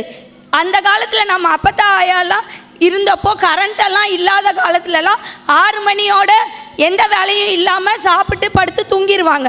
ஆனால் இப்பொழுது அனைவரும் தூங்கும் நேரத்தை தயவு செய்து மனதில் நிறுத்தி கொள்ளுங்கள். குறைந்தது 9லிருந்து 10 மணி வரைக்கும்குள்ள நம்மளால் தூங்க முடியுதா அப்படிங்கிறத யோசிச்சு பாருங்க. ஏன்னா அந்த நேரத்துக்குள்ளே நம்ம கண்டிப்பாக சாப்பிட்ருக்கணும். 9:30லேருந்து 11 மணிக்குள்ளே 9:30 மணிக்குள்ளே நம்ம கண்டிப்பாக சாப்பிட்டு முடிச்சிருக்கணும். அப்போ தான் நம்ம சாப்பிட்ட சாப்பாடு செரிமானம் ஆகும். இதை ஏன் நான் இவ்வளோ சொல்கிறேன்னா, நைட்டு நீங்கள் நல்லா தூங்குனீங்கன்னா தான் காலையில் உங்களால் மற்ற வேலைகள்லாம் நல்லா செய்ய முடியும். நைட் ரொம்ப லேட்டாக தூங்குறது நல்லதில்லை அப்படிங்கிறத சொல்லிக்கிறேன். இந்த நல்ல வாய்ப்பை நல்கிய அனைத்து நல்லுள்ளங்களுக்கும் மிக்க நன்றி நன்றி நன்றி.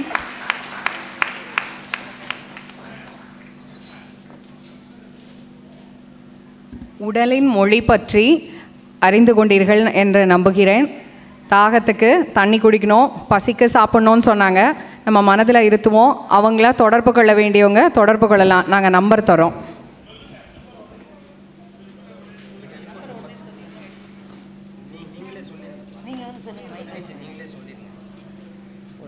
நான் முகப்பேரில் நொலம்பூரில் என்னோட அக்குபஞ்சர் கிளினிக் வச்சுருக்கேன். எனக்கு வர பேஷண்ட்ஸ் வந்து என்ன ஏஜுன்னு கேட்டிங்கன்னா நீங்கள் ரொம்ப ஆச்சரியப்படுவீங்க. 3 மாத குழந்தையிலேருந்து 80 வயசு உள்ளவங்க வரைக்கும் நான் ட்ரீட் பண்ணுறேன். அந்த 3 மாத குழந்தைய விட என்ன ஆச்சரியமான விஷயம்னா, அந்த 3 மாத குழந்தை கூட நான் கொடுக்குற ட்ரீட்மெண்ட் எதுவும் தெரியாது. ஏன்னா அது கையில் எப்படி பேக் வைக்கணும்னு அவங்க அம்மாவுக்கு சொல்கிறேன், அவங்க செய்கிறாங்க, அவ்வளோதான். ஒரு சின்ன உதாரணம் மட்டும் சொல்கிறேன். 2.5 வயசில் என்கிட்ட ஒரு குழந்தை வரா. மொதல் தடவை வரும்போது அவங்களுக்கு எப்படி இந்த ஊசி போட்டால் சும்மா எறும்பு கடித்த மாதிரி இருக்கும், அந்த வழியும் அவங்க தாங்கிக்கணுங்கிறதுக்காக அந்த குழந்தைய அவங்க அப்பா மடியில் வச்சுருப்பாங்க. கையில் ஒரு பேப்பர் கொடுத்து அந்த குழந்தைய ஏதாச்சும் வரைய சொல்லுவேன். அந்த குழந்தை பாட்டு வரைஞ்சிட்ருக்கும். நான் இந்த பக்கம் ஒரு பாயிண்டில் நீடில் போடுவேன். அந்த குழந்தைக்கு மொத காய்ச்சல் வந்தப்போ இந்த மாதிரி செஞ்சேன். காய்ச்சல் ஒரு நாள் இருந்துட்டு அதுக்கப்புறம் சரியாயிடுச்சு. அடுத்த முறை ஒரு 15 நாள் கழித்து இருமலுக்காக அந்த குழந்தையை கூட்டிகிட்டு வரும்போது அந்த குழந்தை சொன்ன விஷயம் என்னவென்றால், தேவி ஆண்டி, என்னை சுருக்கமாக தேவின்னு கூப்பிடுவாங்க. தேவி ஆண்டி, எனக்கு இப்போ இருமல், இது சரி பண்ணுங்க அப்படின்னு அந்த குழந்தையே சொல்லி. ஏன்னா அந்த குழந்தை வந்து அந்த அக்குபஞ்சர் வேறு மருத்துவத்துறைக்கு அவங்க உள்ளே கூட்டிகிட்டு போகும்போது அங்கே பெரிய ஊசியாக போடுவாங்கன்னு பயந்து அழுதுகிட்டு அந்த ஹாஸ்பிட்டலுக்கே வராதான். இப்போ உங்களை தேடி அவளாக என்னை கூட்டிகிட்டு போங்க அப்படின்னு சொல்கிறாங்க. இது மாதிரி பல சிறுவர் சிறுமியர்களுக்கு நான் மருந்தில்லாமல் உலகத்தை காட்டி கொண்டிருக்கிறேன். நன்றி. என்னுடைய தொலைபேசி எண் 9498006719 94 பேர் வந்து தெய்வானை. 9498006719 94 98 00 67 19. குறித்து வச்சுக்கிறவங்க குறித்து வச்சுக்கலாம், தொடர்பு கொள்ளலாம், பயன்படுத்தி கொள்ளலாம். முன்னிலை வைப்பவர்களை கௌரவப்படுத்தும் நேரம் இது. திருமதி உஷா காசிநாதன், லேனா காசிநாதன் அவர்களின் மனைவி. இதை விட வேறு சொல்கிறதுக்கு வேறு ஒன்றுமே இல்லை. காசியில் 3 வருஷமாக வந்து நல்லா சர்வீஸ் பண்ணி எல்லாத்தையும் நல்லா பேர் வாங்கிக்கிட்டவங்க. நகரத்தார் பெருமக்கள் அனைவருக்கும் வணக்கம். இந்த மகளிர் மகாநாட்டை ஏற்பாடு செய்த இளங்கோ அண்ணனுக்கு வணக்கத்தை தெரிவித்துக் கொள்கிறேன். நீங்கள் உலகம்பட்டி லேனா சகோதரர்கள்னால் உங்களுக்கு எல்லாருக்குமே தெரியும், ஒற்றுமை அப்படின்னு சொல்லி நேற்று பேசுனாங்கன்னு சொன்னாங்க எல்லாருமே. இவங்க எல்லாருமே கூட பிறந்தவங்க வந்து ஒன்றா இருக்கிறதுல ஒரு பெரிய விஷயம் இல்லை. நாங்கள்லாம் மருமக்கமார் எல்லாருமே வந்து வெவ்வேறு ஊர்கள்லேருந்து வந்து ஒன்றா எல்லோரும் சேர்ந்து நாங்கள் ஒற்றுமையாக இருக்கிறது தான் ஒரு பெரிய விஷயமாக நாங்கள் இந்த மகளிர் மகாநாட்டில் நான் சொல்லணும்னு நினைக்கிறேன். நேற்று கூட புரட்டாசி மாதம் ஏடு படிக்கிறது எங்கள் வீட்டில் நடந்துகிட்ருக்கு. ஒரு சில காரணங்களால் எங்களால் போக முடியலாங்க. ஆனால் என்னோடய 2 கொழுந்தனாண்டிங்க அங்கேருந்து எனக்கு ஃபோனில் பேசியாச்சு. நாங்கள் இது சமயக்காரருக்கு சொல்லட்டுமா என்ன ஆச்சு எல்லாம் விவரமெல்லாம் கேட்டு அவங்க நேற்று ஏடு எடுத்துட்டாங்க. ஆனால் அவங்கள ஒருத்தர் 2 பேர் பட்டாபிஷேக சமயம் வர முடியாது அடுத்த வாரம். அந்த மாதிரி வர முடியாதனால அதுக்கு பேசும்போது நீ இல்லைத்தா நீங்கள் இப்போ பாருங்கள், நான் பட்டாபிஷேகத்துக்கு 2 நாள் முன்னாடி வந்துடுறேன், நான் வந்து அதை பார்த்துக்கிறேன் அப்படின்னு சொல்லிவிட்டு நான் வந்து ஃபோனில் அவங்களுக்கு சொன்னேன். ஸோ இந்த மாதிரி நம்ம வீடுகளில் இருக்க பெண்கள் வந்து நல்லா எல்லாரும் ஒன்று சேர்ந்து இருந்தாவே ஆண்களுக்குள்ளேயும் ஒற்றுமை தானாகவே வந்துடும். அதில் ஒன்றும் மாற்று கருத்தே கிடையாது. அதே மாதிரி இப்போ ஒரு ஃபங்க்ஷன்னு வச்சுக்கோங்களேன், நாங்கள் உடனே ஃபோன் பண்ணுவோம். ஃபோன் பண்ணி இதெல்லாம் உங்களுக்கு தெரியறதுக்காக சொல்கிறேன், நீங்களும் இனிமேல் அதெல்லாம் செஞ்சுக்கலாம். ஏன்னா நாங்கள் ஃபோன் பண்ணிவிட்டு சொல்லுவோம், ஏன் அந்த இதுக்கு வாங்கி கொடுத்தால புடவை அது எல்லோரும் ஒரே மாதிரி கட்டிக்கலாம் எல்லோரும் அன்றைக்கி அப்படின்னு. ஆச்சு அது அன்றைக்கி அந்த ஃபங்க்ஷனில் கட்டியிருந்தோமே இந்த புடவையை கட்டிக்கலாமா அப்படின்னு கேட்பாங்க. ஸோ நான் ஓகே சரி அதையே கட்டிக்கலாமா அப்படின்னு சொல்லுவோம். ஸோ எல்லோரும் அதை வந்து அவ்வளோ பாராட்டினாங்க. எல்லாருமே நாங்கள் எல்லோரும் ஒரே மாதிரி அங்கே கட்டியிருந்தப்போ எல்லாருமே அதை வந்து சொன்னாங்க. அதே மாதிரி மாதிரி எங்கள் கொழுந்தனா வீட்டு பையன் ஒரு கல்யாணம் நடந்தப்போ நாங்கள் சில நம்ம சிட்டிய வீடுகளில் உங்களுக்கு தெரியும் நிறைய குறைகள் வந்து சொல்லுவாங்க, இதுக்கு கூப்பிடலை, அதுக்கு கூப்பிடலை, இதை தரல, அதை தரல அப்படின்னு ஏகப்பட்ட விஷயங்கள் சொல்லுவாங்க அவங்க. ஆனால் நாங்கள் எல்லோரும் செஞ்சதை பார்த்துட்டு, வேலைகள் அங்கே பார்த்ததை பார்த்துட்டு, யார் மகனுக்கு கல்யாணம்னே தெரியலையே, எல்லாரும் அப்படி பார்க்குறாங்களே அப்படின்னு சொல்லி எல்லாரும் சொன்னாங்க. இந்த ஒற்றுமை வந்து நம்ம செட்டிய வீட்டில் கண்டிப்பாக எல்லாருக்கும் இருந்ததுன்னா, அதுவும் நம்ம பெம்பளைகள்கிட்ட இருந்ததுன்னா கண்டிப்பாக ஆம்பளைங்க வந்து அதில் ஒரு மாற்று கருத்தே கிடையாது, அவங்க ஒற்றுமையாக ஆயிடுவாங்க. லேடிஸே இப்படி இருக்காங்க, நம்ம என்ன அண்ணன் தம்பியை வந்து அடிச்சுக்கிறோம் அப்படின்னு சொல்லிட்டு அவங்களே மாறிடுவாங்க. அதனால் நீங்கள் எல்லாருமே எங்களை வந்து ஒரு முன்னுதாரணமாக எடுத்துக்கலாம். அதுவும் பெம்பளைங்க நாங்கள் எல்லாரும் ஒத்துமையாக இருக்கிறோங்கிறதுக்காக சொல்ல வந்தேன். வாய்ப்புக்கு நன்றி. அடுத்து சித்ரா பழனியப்பன் PLK உங்களை அறிமுகம் பண்ணுறோம். நீங்கள் உங்கள் மேலை சிவபுரியில் பிறந்தவர், வளையப்பட்டியில் மணந்தவர், ஹோம் மேக்கர், வளையப்பட்டி. இவங்க ரொம்ப சந்தோஷம், உட்காருங்க. அடுத்து திருமதி லக்ஷ்மி சண்முகம், கோணாபட்டு, ஆத்தங்குடியில் பிறந்தவர், உலகக்கோட்டையார் வீடு, கோவையில் வசிக்கிறார். கோணாபட்டை சேர்ந்த உலகக்கோட்டையார் வீட்டில் சுப்பையா செட்டியார் மருமகள் ஆட்சி வந்து கங்கை யமுனா தேட்டர் கோவையில் வச்சுருக்காங்க. அங்கே லக்ஷ்மி கோயம்புத்தூர் லக்ஷ்மி சண்முகமாச்சி அவர்கள் வந்து சுப்பையா செட்டியார் மருமகள். அண்ணனும் வந்திருக்காங்க.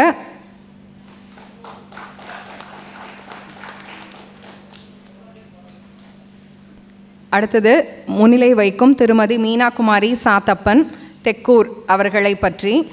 அவர்கள் வலையப்பட்டியில் பிறந்தவர்கள். நேற்று மாண்புமிகு ஆட்சி இவங்க அம்மா வாங்கினாங்க.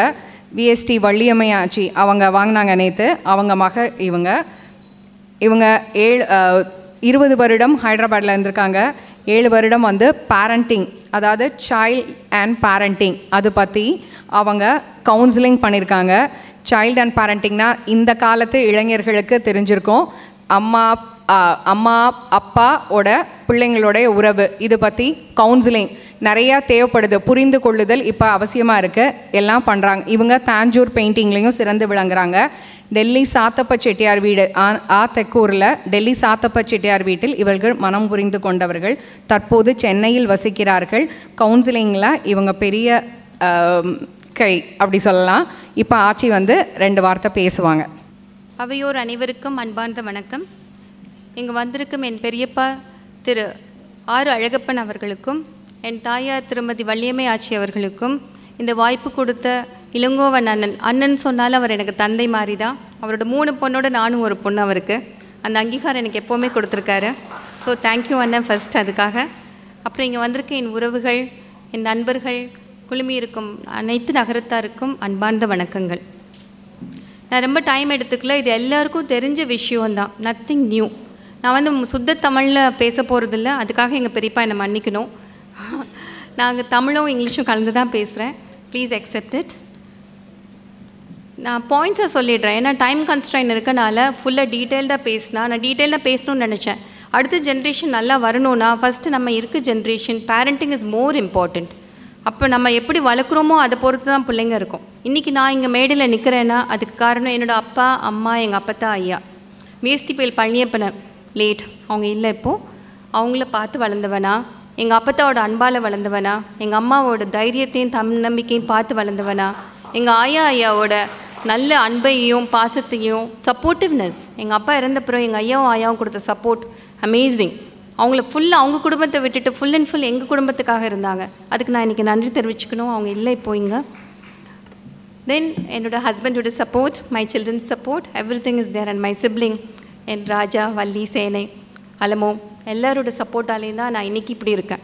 என்கரேஜ்மெண்ட், லைஃப்பில் என்கரேஜ்மெண்ட் ரொம்ப இம்பார்ட்டண்ட். ஸோ இது பேரண்டிங் வந்து ரொம்ப ரொம்ப இம்பார்ட்டண்ட்டான விஷயம். இதெல்லாம் ரொம்ப சாத்தியமே இல்லைன்னு தயவு செஞ்சு யாரும் சொல்லாதீங்க. இப்போ சாம்பார் வைக்கணுன்னா அதுக்கு என்னென்ன இன்க்ரீடியன்ஸ் போடணும் எல்லாத்தையும் போட்டால் தான் அது சாம்பாராக இருக்கும், இல்லாட்டி அது ரசமாக போயிடும். இதெல்லாம் என்னால் முடியாதுன்னு சொன்னால் லைஃப்பில் எதுவுமே முடியாது தான். எங்கள் அப்பா வந்து நாங்கள் கொஞ்ச நாள் எங்கள் கூட இருந்தாலும் எங்ககிட்ட சொல்லி கொடுத்தது வந்து nothing is impossible for the willing mind. நம்மளால் முடியாதுங்கிறது எதுவுமே கிடையாது. Second thing, don't say no to anything. எதுக்குமே நோ சொல்லாதீங்க, ட்ரை பண்ணி பாருங்கள், யூ கேன் வின் இட். இது 2 வார்த்தை எங்கள் அப்பா சின்ன வயசில் சொன்னதை நான் அடிக்கடி நினச்சிப்பேன். எப்போல்லாம் டவுனாக இருக்குமோ அப்போல்லாம் எனக்கு நானே மோட்டிவேட் பண்ணிப்பேன். தேங்க்யூ அப்பா. இப்போ பாயிண்ட்ஸ் பார்க்கலாம். ஃபர்ஸ்ட் திங் நம்ம எல்லோரும் வந்து கான்சன்ட்ரேட் பண்ணுறது, பிள்ளைங்க வந்து நம்ம மூலமாக இந்த உலகத்துக்கு வந்திருந்தாலும் அவங்கள வந்து நம்ம ஃபுல்லாக ஆளுமை பண்ணக்கூடாது. they are not their servants or slaves or நம்மளால் நம்மளோட ஆசை பாசம் விருப்பு வெறுப்பெல்லாம் அவங்க மேலே ஃபஸ்ட்டு திணிக்கக்கூடாது. இதுதான் நம்ம பேரண்ட்ஸ் பண்ணுற முதல் தப்பு. இப்போ நான் மெடிசன் பண்ணணும்னு நினச்சேன், but I did home science. என்னோடய டெஸ்டினியில் எனக்கு ஹோம் சயின்ஸ் தான் இருந்திருக்கு, பட் அதுலேயும் நான் ஷைன் ஆனேன். அந்த மாதிரி என்னோடய பிள்ளைங்களுக்கு நான் ஆசைப்பட்டேங்கிறனால 2 பேரையும் மெடிக்கல் பண்ண சொல்லலை. அவங்களோட ஃபீல்டு அவங்க இன்ஜினியரிங் சூஸ் பண்ணி இன்றைக்கி அதில் பெட்டராக இருக்காங்க. ஆசை பாசத்தை திணிக்காதீங்க. அதுக்கு பதிலாக அவங்களோட இன்ட்ரெஸ்ட் என்ன, அவங்களோட ஸ்ட்ரென்த் என்ன, அவங்களோட வீக்னஸ் என்ன, அது நமக்கு வளரும் போதே தெரிஞ்சிடும். இதுக்காக நம்ம எக்ஸ்ட்ரா டைமெல்லாம் ஸ்பெண்ட் பண்ண வேண்டாம். அப்சர்வ் பண்ணிகிட்டே இருக்கணும். இப்போ டிவி சீரியல் வாட்ச் பண்ணுற மாதிரி இல்லை டாக்டர் நம்மளை டயக்னைஸ் பண்ணுற மாதிரி ஒன்று நம்ம அப்சர்வ் பண்ணிகிட்டே இருக்க வேண்டிய தேவையே கிடையாது. we can just வளரும் போதே நமக்கு தெரிஞ்சிடும் நம்ம பிள்ளைங்க எதுலெல்லாம் ஸ்ட்ராங்காக இருக்காங்க, எதில் வீக்காக இருக்காங்க, இல்லை எதில் வந்து அவங்களோட இன்ட்ரெஸ்ட் இருக்குது, எல்லாமே நமக்கு நல்லா தெரிஞ்சிடும். ஃபார் எக்ஸாம்பிள் ஒரு சின்னது தான், சாரி ரொம்ப டைம் எடுத்துக்க மாட்டேன், சின்ன விஷயம்தான். எனக்கு வந்து மேக்ஸ் சுத்தமாக வராது. when I was doing my schooling ரொம்ப கஷ்டப்பட்டு மேக்ஸ் படித்தேன். பட் மற்ற சப்ஜெக்ட்ஸ்லாம் எனக்கு ரொம்ப நல்லா வரும். என்ன பண்ணாங்க, 10th போர்டு எக்ஸாமுக்கு முன்னாடி எங்கள் அப்பா வந்து மேக்ஸ் டீச்சரை வீட்டுக்கு தினம் வர சொல்லி, பாவம் அவருக்கு பெரிய பனிஷ்மெண்ட், உதயகுமார் சார் இங்கே இல்லை, அவர் வந்து டெய்லி அவ்வளோ கஷ்டப்பட்டு எனக்கு மேக்ஸ் சொல்லி கொடுப்பார். I got 65% mark in maths. நைட்டெல்லாம் வந்துடுவார், எங்கள் வீட்டில் தான் படுத்து தூங்குவார். காலையில் அவருக்கு வந்து ரெஃப்ரெஷ் பண்ணிவிட்டு அவர் வீட்டுக்கு போய் ரெடி ஆகி ஸ்கூலுக்கு வருவார். So it was a big task. அப்புறம் வந்து 10th முடிஞ்சோன்னே எங்கள் அப்பா இறந்து போயிட்டாங்க. அந்த துயரத்தில் இருந்த எங்கள் அம்மா கிட்ட +2 ஜாயின் பண்ணும்போது சொன்னேன். அப்போ எங்கள் ஸ்கூலில் வந்து பியோர் சயின்ஸ் கிடையாது, சயின்ஸ் குரூப்பும் காமர்ஸ் குரூப்பும் மட்டும்தான் இருந்தது. வளையப்பட்டியில் ஒரு ரிமோட் வில்லேஜ். ஸோ அங்கே 2 குரூப் தான் அங்கே அப்போ அந்த டைமில் 90s ரன் ஆகிட்டு இருந்தது. நான் அம்மா கிட்ட சொன்னேன், அம்மா எனக்கு மேக்ஸ் என்னால் படிக்க முடியாது. இந்த ஒரு வார்த்தை தான் எங்கள் அம்மா கிட்ட சொன்னேன். இப்போ நான் சொல்கிறேன்னே, எனக்கு வந்து பெஸ்ட் பேரண்ட் அவார்ட் வந்து 4 times மெரிட் ஸ்கூலில் கிடச்சிது. அதர் ஸ்டேட்டில் நான் வாங்கியிருக்கேன். அந்த அவார்டு எனக்கு வந்ததுக்கு காரணம் கண்டிப்பாக நான் கிடையாது. எங்கள் அப்பத்தா விஎஸ்டி சொர்ணாச்சின்னு சொல்லுவாங்க, மீனாட்சி ஆச்சின்னு சொல்லுவாங்க. எங்கள் அப்பத்தா மாதிரி அன்பை செலுத்துகிறவங்கள இன்றைக்கு வரைக்கும் நான் எங்கேயுமே பார்க்கல. யார் இங்கே உள்ளார் எங்கள் அப்பத்தாவை போல் அப்படின்னு கேட்குற அளவுக்கு இன்றைக்கி ஒவ்வொரு இதுலேயும் எங்கள் அப்பத்தா ஒவ்வொரு செல்லையும் இருக்காங்க, ஒவ்வொரு டிஷ்யூஸ்லேயும் இருக்காங்க. ஸோ அவங்க என்ன சொன்னாங்கன்னா, சாரி நான் மிஸ் பண்ணிட்டேன். அதனால் பிள்ளைங்களை ஃபோர்ஸ் பண்ணக்கூடாது. அன்புக்கு தான் இம்பார்ட்டன்ஸ் கொடுக்கணும். எங்கள் அம்மா ஒரு நிமிஷம் கூட யோசிக்காமல் நான் போய் ஜாயின் பண்ண போகும்போது சொன்னேன், பியூர் சயின்ஸ் ஆரம்பிச்சிட்டோம் மீனா, பயாலஜி குரூப் நீ பண்ணு அப்படின்னாங்க.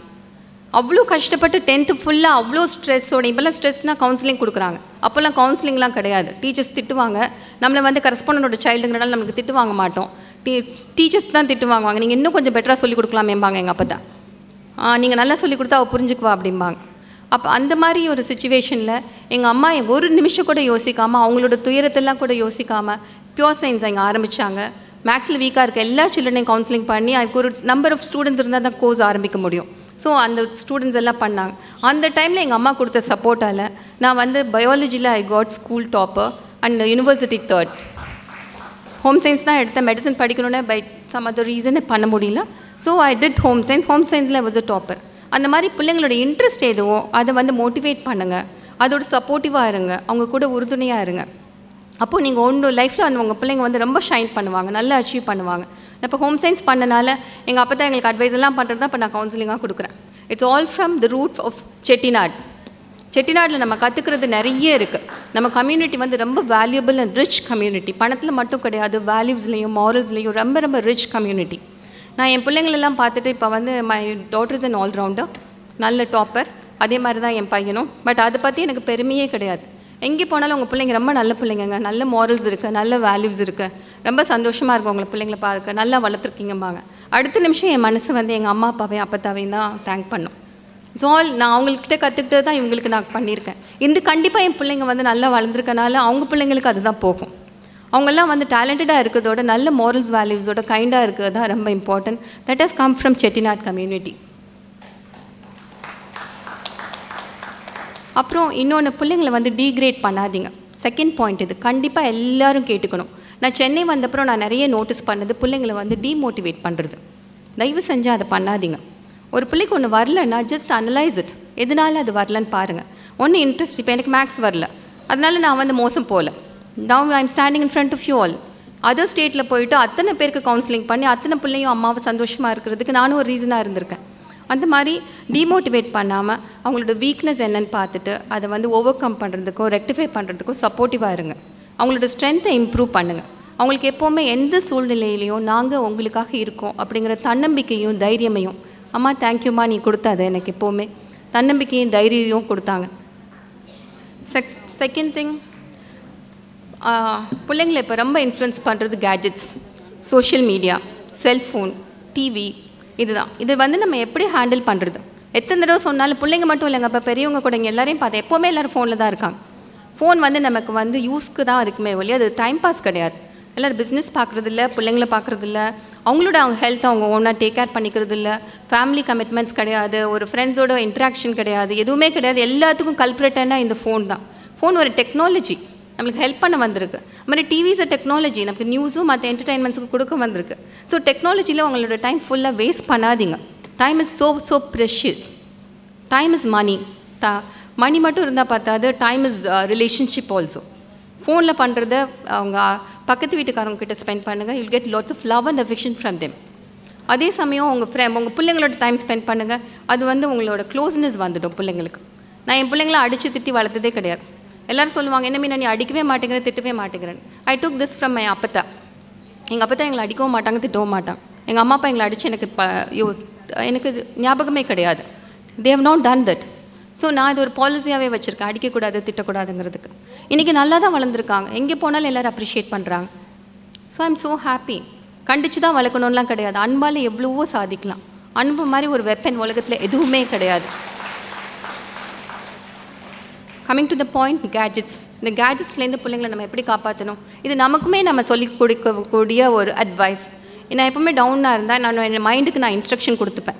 நீ இதெல்லாம் பண்ணணும் பண்ணக்கூடாதுன்னு சொல்லிட்டு என் மைண்டுக்கு இன்ஸ்ட்ரக்ஷன் கொடுத்துப்பேன். நான் இப்போ ரொம்ப டயர்டாக இருக்குது, வீட்டில் போனால் என்னால் முடியாது, no you can do it, நீ போ அப்படின்னு. இந்த கேஜெட் பண்ணால் எதுக்கும் நோ சொல்லாதீங்க. யாரையும் விளையாடாதன்னு சொல்லவே சொல்லாதீங்க, டிவி பார்க்காதுன்னு சொல்லாதீங்க, செல்ஃபோன் யூஸ் பண்ணாதீங்கன்னு சொல்லுங்கள். அதுக்கு பதிலாக என்ன சொல்லணும், நீ படித்து முடிச்சுட்டு உனக்கு வீக் டேஸ்லலாம் உனக்கு வந்து ½ நீ விளையாடலாம், கேஜெட்ஸ் வச்சு விளையாடலாம், ப்ளே ஸ்டேஷன் விளையாடு, செல்ஃபோனில் இரு, இல்லை டிவி பாரு, எல்லாத்துக்கும் டைம் லிமிட்ஸ் கொடுங்க. அது மாதிரி வீக்கெண்ட்ஸில் நீங்கள் வந்து 1 hour விளையாடுங்க அப்படின்னு சொல்லுங்கள். அப்புறம் இன்னொரு வே ஆஃப் ஹேண்ட்லிங் வந்து ஃபிசிக்கல் ஆக்டிவிட்டி.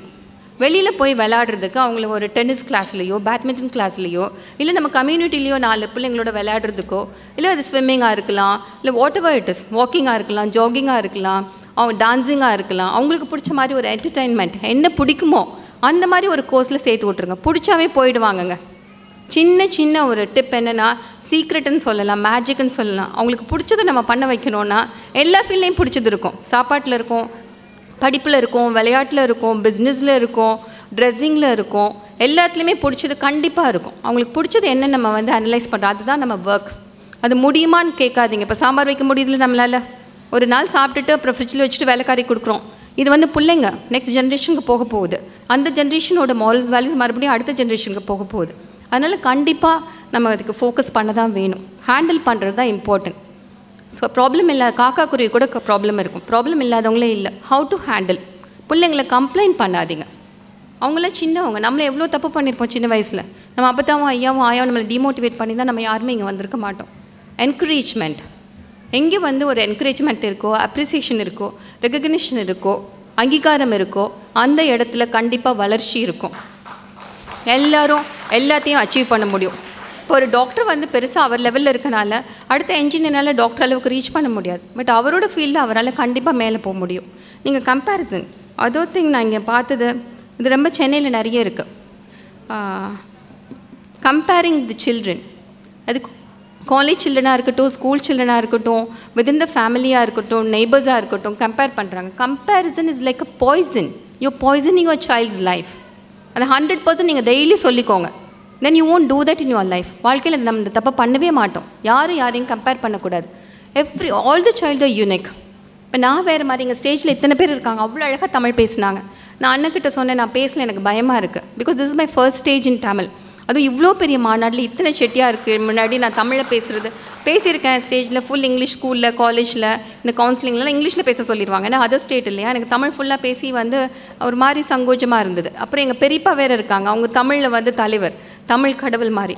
அவங்க முன்னாடியும் நம்ம இங்கிலீஷ் கலந்து பேசுகிறோமேனு ஒரு கில்ட்டி இருந்தது. அவர்கிட்ட முன்னாடியே மன்னிப்பு கேட்டேன். அப்போ சொன்னாங்க, இவ்வளோ பேசுகிறவங்கக்கிட்ட இப்போ நான் இங்கிலீஷில் மாற்றி தான் பேசுகிறேன், பட் நீங்களாம் அக்செப்ட் பண்ணிக்கிறீங்க, அதை என்கரேஜ் பண்ணுறீங்க. அந்த மாதிரி நம்ம பிள்ளைங்கக்கிட்ட இருக்க குறை நெறிகளை அனலைஸ் பண்ணி என்கரேஜ் பண்ணுங்கள். கம்பேர் பண்ணாதீங்க. கம்பேர் பண்ணால் என்னென்ன நடக்கும் தெரியுமா? ஃபர்ஸ்ட் திங், அந்த பிள்ளைங்க அதை பார்த்து வந்து ஒரு பக்கத்து வீட்டு பையன் ஒரு 100 மார்க் வாங்கினா இவனும் ஒரு 98 மார்க் வாங்கணும்னு பண்ண முடியும். 60 மார்க்ஸ் வாங்கினாலும் 70 தான் வாங்க முடியும். கம்பேர் பண்ணால் என்ன பண்ணும்? 2 பேரும் ஃப்ரெண்டாக இருப்பாங்க. நம்ம இன்னைக்கு கம்பேர் பண்ணிக்கிட்டே இருந்தால் அந்த அவன் மேலே அவனுக்கு எனிமிட்டி வந்துடும். ஒரு சைல்டு வந்து அடுத்த சைல்டை பார்த்து ஐயோ அவன் நல்லா இருக்கான்னு சொல்லிகிட்டே இருக்காங்களே அம்மா, இவனால தானே நமக்கு பிரச்சனை வருதுன்னு சொல்லிட்டு எனிமிட்டி வரும், இல்லாட்டி ஜெலஸ் வரும், இல்லாட்டி வந்து அவன் மேலே ஒரு ஃப்ரெண்ட்ஷிப் பிரேக் ஆகிடும். அப்புறம் அந்த அம்மாவை பிடிக்காமல் போய்டும். அந்த சைல்டுக்கு நம்மளை பிடிக்கல, அம்மாவுக்கு அடுத்த குழந்தைய தான் பிடிக்குதுன்னு நினச்சிக்குவாங்க. ஸோ இந்த மாதிரி எல்லா நெகட்டிவ் கேரக்டர்ஸ் எல்லாம் நெகட்டிவ் தாட்ஸ் எல்லாம் நம்மளே நம்ம பிள்ளைங்களுக்கு வந்து இன்கல்கேட் பண்ணுற மாதிரி ஆகிடும். அதனால் தயவு செஞ்சு கம்பேர் பண்ணாதீங்க. அவங்க இது வந்து அவங்களோட செல்ஃப் எஸ்டீமையும் தன்னம்பிக்கையும் வந்து அஃபெக்ட் பண்ணிவிடும். ஐயோ நம்மளால் முடியலைங்கிறதானே அம்மா சுட்டி காட்டுறோம். ஒவ்வொருத்தரையும் உன்னால் முடியல, அவன் பண்ணுறான் நீ பண்ணுற, நீ பண்ணலை, அவள் செய்கிறா நீ செய்யலை, அவள் சமைக்கிறா நீ சமைக்கல. வேண்டாம், ஒவ்வொருத்தவங்களும் ஒவ்வொரு வகையில் யூனிக். கற்றுக்கிட்டோம், அதுக்கு என்ன பண்ணுங்கள், மோட்டிவேட் பண்ணுங்கள். நீ ஏன் ட்ரை பண்ணக்கூடாது, நீ ட்ரை பண்ணி பாரு, நான் சப்போர்ட் பண்ணுறேன் அப்படின்னு சொல்லி கொஞ்சம் என்கரேஜ் பண்ணுங்கள். இந்த அதர் திங், நம்மளோட பழக்க வழக்கங்கள் அதெல்லாம் கண்டிப்பாக நம்ம கற்றுக் கொடுக்கணும். படப்புக்கு கூட்டிகிட்டு போகிறது, ஆயா வீட்டுக்கு கூட்டிகிட்டு போகிறது, லீவுக்கு சித்தப்பா வீட்டுக்கு கூட்டிகிட்டு போகிறது, தீபாவளி எப்படி செலிப்ரேட் பண்ணுறோம், புள்ளியார் நோம்பு எப்படி செலிப்ரேட் பண்ணுறோம், பொங்கல் எப்படி செலிப்ரேட், ஒவ்வொருத்தவங்களும் ஒவ்வொரு மாதிரி செலிப்ரேட் பண்ணுவாங்க. எப்படி ட்ரெஸ் பண்ணுவோம், அன்றைக்கி கண்டிப்பாக நம்ம ட்ரெடிஷ்னல் வேர் தான் போடணும். எந்த கண்ட்ரியில் இருந்தாலும் எங்கே இருந்தாலும் நம்ம ட்ரெடிஷ்னல் வேர் தான் போடணும். புள்ளியார் நோம்புக்கு வந்து இலை எடுத்துக்கணும், தீபாவளிக்கு பொங்கலுக்கு இலையில போட்டு தரையில் உட்காந்து தான் சாப்பிடணும். அது மாதிரி ரெஸ்பெக்டிங் எல்டர்ஸ், பெரியவங்களுக்கு மரியாதை கொடுக்கணும். வீட்டுக்கு யாராவது வந்தால் வாசல் வரைக்கும் போய் வழி அனுப்பணும். இந்த மாதிரி நிறைய நல்ல பழக்கங்கள் நம்ம செட்டிநாடில் இருக்குது. செட்டிநாடோட விருந்தோம்பல் மாதிரி உலகத்தில் எதுவுமே கிடையாது, நான் எல்லா இடத்துக்கும் பார்த்துருக்கேன். ஸோ அந்த விருந்தோம்பலுக்கு வந்து கண்டிப்பாக போகணும். அப்புறம் இண்டிபெண்ட்டாக வளர்க்குறதுக்கு ஒரு டூ பாயிண்ட்ஸ் மட்டும்தான் இருக்குது ப்ளீஸ். ஏன்னா இது ரொம்ப இம்பார்ட்டன்ட். அடுத்த ஜென்ரேஷனுக்கு இது போக போகுது. இதெல்லாம் நம்ம ஃபாலோ பண்ணுறோமா, எல்லார் வீட்லேயும் நடக்கிறது தான். நான் ஜஸ்ட் ரெஃப்ரெஷ் தான் பண்ணுறேன் உங்களுக்கு. இண்டிபெண்டன்சி வரணும். எவ்வளோதான் நம்மள்கிட்ட பணம் காசு எல்லாம் இருந்தாலும் சின்ன சின்ன வேலையை பண்ணுறதுக்கு சின்ன வயசுலேருந்து ஹேபிச்சுவேட் பண்ணிடணும், பழக்கப்படுத்திடணும். இப்போ காலையில் எழுந்திரிச்சோன்னே எங்கள் அப்போதான் சொல்லுவாங்க பெட்ஷீட்டை மடித்து வச்சுட்டு, எங்கள் வீட்டில் அவ்வளோ வேலைக்காரவங்க இருப்பாங்க, அப்போ தான் சொல்லுவாங்க பெட்ஷீட்டை மடித்து வச்சுட்டு தான் இறங்கணும், இல்லாட்டி மடித்து வச்சா தான் ஸ்ரீதேவி வரும், போட்டுட்டு போனால் வந்து நமக்கு இன்னொரு தேவி தான் வரும் அப்படின்னு சொல்லுவாங்க. அப்படி இருக்கும்போது நமக்கு அந்த மாதிரியே சொல்லி வளர்ப்பாங்க. சாப்பிட்ட பிளேட்டை கழுவ சொல்லுவாங்க, ஷூஸ் அதோட ரேக்கில் வைக்க சொல்லுவாங்க, எங்களோட வார்ட்ரோப்ஸை எங்களை அடுக்கிக்க சொல்லுவாங்க. அது மாதிரி சின்ன சின்ன வேலைகள் பழகுனா அது இன்றைக்கி ஹேபிச்சுவேட் ஆகிடும். அவங்கள இண்டிபெண்ட்டாக இருக்க சொல்லுங்கள். Positive approach, always use positive words. அது that's a magic.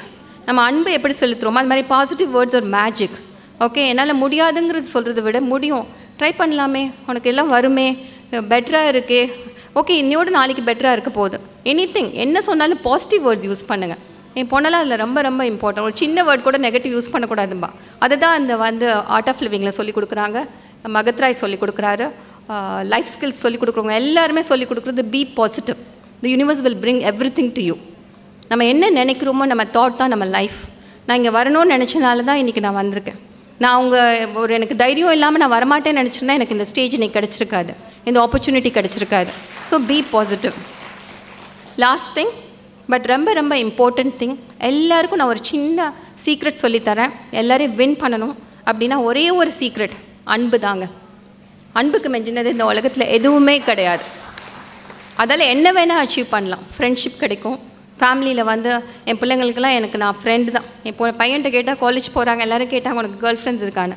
My mom is my best girl ஃப்ரெண்டுன்னு சொன்னான் ரோட்ரி மீட்டில் லாஸ்ட் வீக். அந்த மாதிரி ஃப்ரெண்ட்லியான பேரண்ட் கிடைக்கலாம். அன்பால் அடித்து வளர்க்க வேண்டாம். That's a beautiful weapon. அன்பால் உறவுகள் மேம்படும், நெருக்கம் உண்மை உறவு எல்லாமே மேம்படும். இதே அன்பு இல்லாமல் கண்டித்து வளர்த்தா அந்த இடத்துல வந்து பொய் திருட்டுத்தனம் மறைக்கிறது அந்த மாதிரி எல்லா நெகட்டிவ் கேரக்டர்ஸும் வரும். அதனால் தயவு செஞ்சு அன்பை மட்டுமே யூஸ் பண்ணுங்கள். கண்டிப்பாக இருக்குது, கராராக இருக்குது, அடித்து உதைக்கிறது, இல்ட்ரீட் பண்ணுறது, புல் டவுன் பண்ணுறது எல்லாம் தயவு செஞ்சு இன்னிலேருந்து விட்டுருவோம், மாற்றிக்குவோம். இந்த அன்பால் தான் இன்றைக்கி நகரத்தார் மலர் ஆசிரியர் இவ்வளோ பெரிய கூட்டத்தை கூட்டியிருக்காரு. அவரோட அன்புக்காக தான் இவ்வளோ பேர் இங்கே வந்திருக்காங்க. அதுக்கு நான் ரொம்ப தலைவலைங்கிறேன். எப்போயாவது ஏதாவது அண்ணன் என்ன வேணும்னு கேட்டால் எனக்கு எதுவுமே வேண்டாம் தான், உன்னோட அன்பு போதும் அப்படிம்பார். அது 1000ல் ஒரு வார்த்தை. இப்போல்லாம் அன்புக்கு தான் பஞ்சமாகிடுச்சு, பாசத்துக்கு பஞ்சமாகிடுச்சு. பணத்துக்கும் மற்ற மெட்டீரியல்ஸ்டிக்கும் இம்பார்ட்டன்ஸ் கொடுக்குறத விட்டு அன்புக்கும் பாசத்துக்கு இம்பார்ட்டன்ஸ் கொடுத்து நம்ம ஒரு நல்ல பேரண்ட்டாக இருப்போம். பிள்ளைங்களை குறை சொல்கிறத விட நம்மளை மாற்றிக்கிட்டு பிள்ளைங்களை எப்படி ஹேண்டில் பண்ணணும்னு கற்றுக்கோங்க. ரொம்ப ரஃப்பாக இருந்தால் நம்ம சொல்கிறத கேட்காட்டி அவங்களுக்கு யார் பிடிக்குமோ அவங்க மூலமாக சொல்லுங்கள். இப்போ என் பையனுக்குலாம் நான் சொன்னேன், எங்கள் அம்மா மூலமாக தான் நிறைய சொல்லுவேன் நான். அது ரொம்ப ஈஸியாக ரீச் ஆகிடும். ஆயா சொன்னால் அடுத்த நிமிஷம் கண்ணை மூடிட்டு கேட்டுருவான். மேபி என்னையோட எங்கள் அம்மா அன்பாக இருக்காங்களோ என்னமோ தெரியல, காட் நோஸ். அந்த மாதிரி தான். ஸோ வாய்ப்பு கொடுத்த அனைவருக்கும், நகரத்தார் மலர் ஆசிரியருக்கும், பொறுமையாக கேட்ட எல்லாருக்கும், என் உறவினர் அனைவருக்கும், நண்பர்களுக்கும் என் பணிவான வணக்கங்கள். இருக்குது. முன்னிலை வகிப்பவர்களுக்கு சிறப்பு செய்யப்படுகிறது. முதலில் திருமதி உஷா காசிநாதன் உலகம்பட்டி அவர்களுக்கு, சாந்தி அழகப்பன் அவர்கள் சிறப்பு செய்கிறார். திருமதி சித்ரா பழனியப்பன் PLK வலையப்பட்டி அவர்களுக்கு, தேவி நாச்சியப்பன், திருமதி லக்ஷ்மி சண்முகம் கோனாப்பட்டு அவர்களுக்கு, திருமதி பூங்கோதை தட்சிணாமூர்த்தி சிறப்பு செய்கிறார். அடுத்தது முன்னிலை வைக்கும் திருமதி மீனாகுமாரி சாத்தப்பன், திருமதி தேன்மொழி ராஜேந்திரனாட்சி அவர்களுக்கு சிறப்பு செய்யப்படுகிறது. திருமதி முத்தையா வழக்கறிஞர், விசாலாட்சி அருணாச்சலம் சிறப்பு செய்கிறார்கள். திருமதி சித்ரா பஞ்சு சேலம் அவர்களுக்கு தேவி நாச்சியப்பன் சிறப்பு செய்கிறார்கள். திருமதி உடையம்மை பர்குணன் திருச்சி அவர்களுக்கு மீனாட்சி முத்தையா சிறப்பு செய்கிறார்கள். திருமதி தெய்வானை மணிகண்டன் காரைக்குடி அவர்களுக்கு திருமதி பூங்கோதை தட்சிணாமூர்த்தி சிறப்பு செய்கிறார்கள்.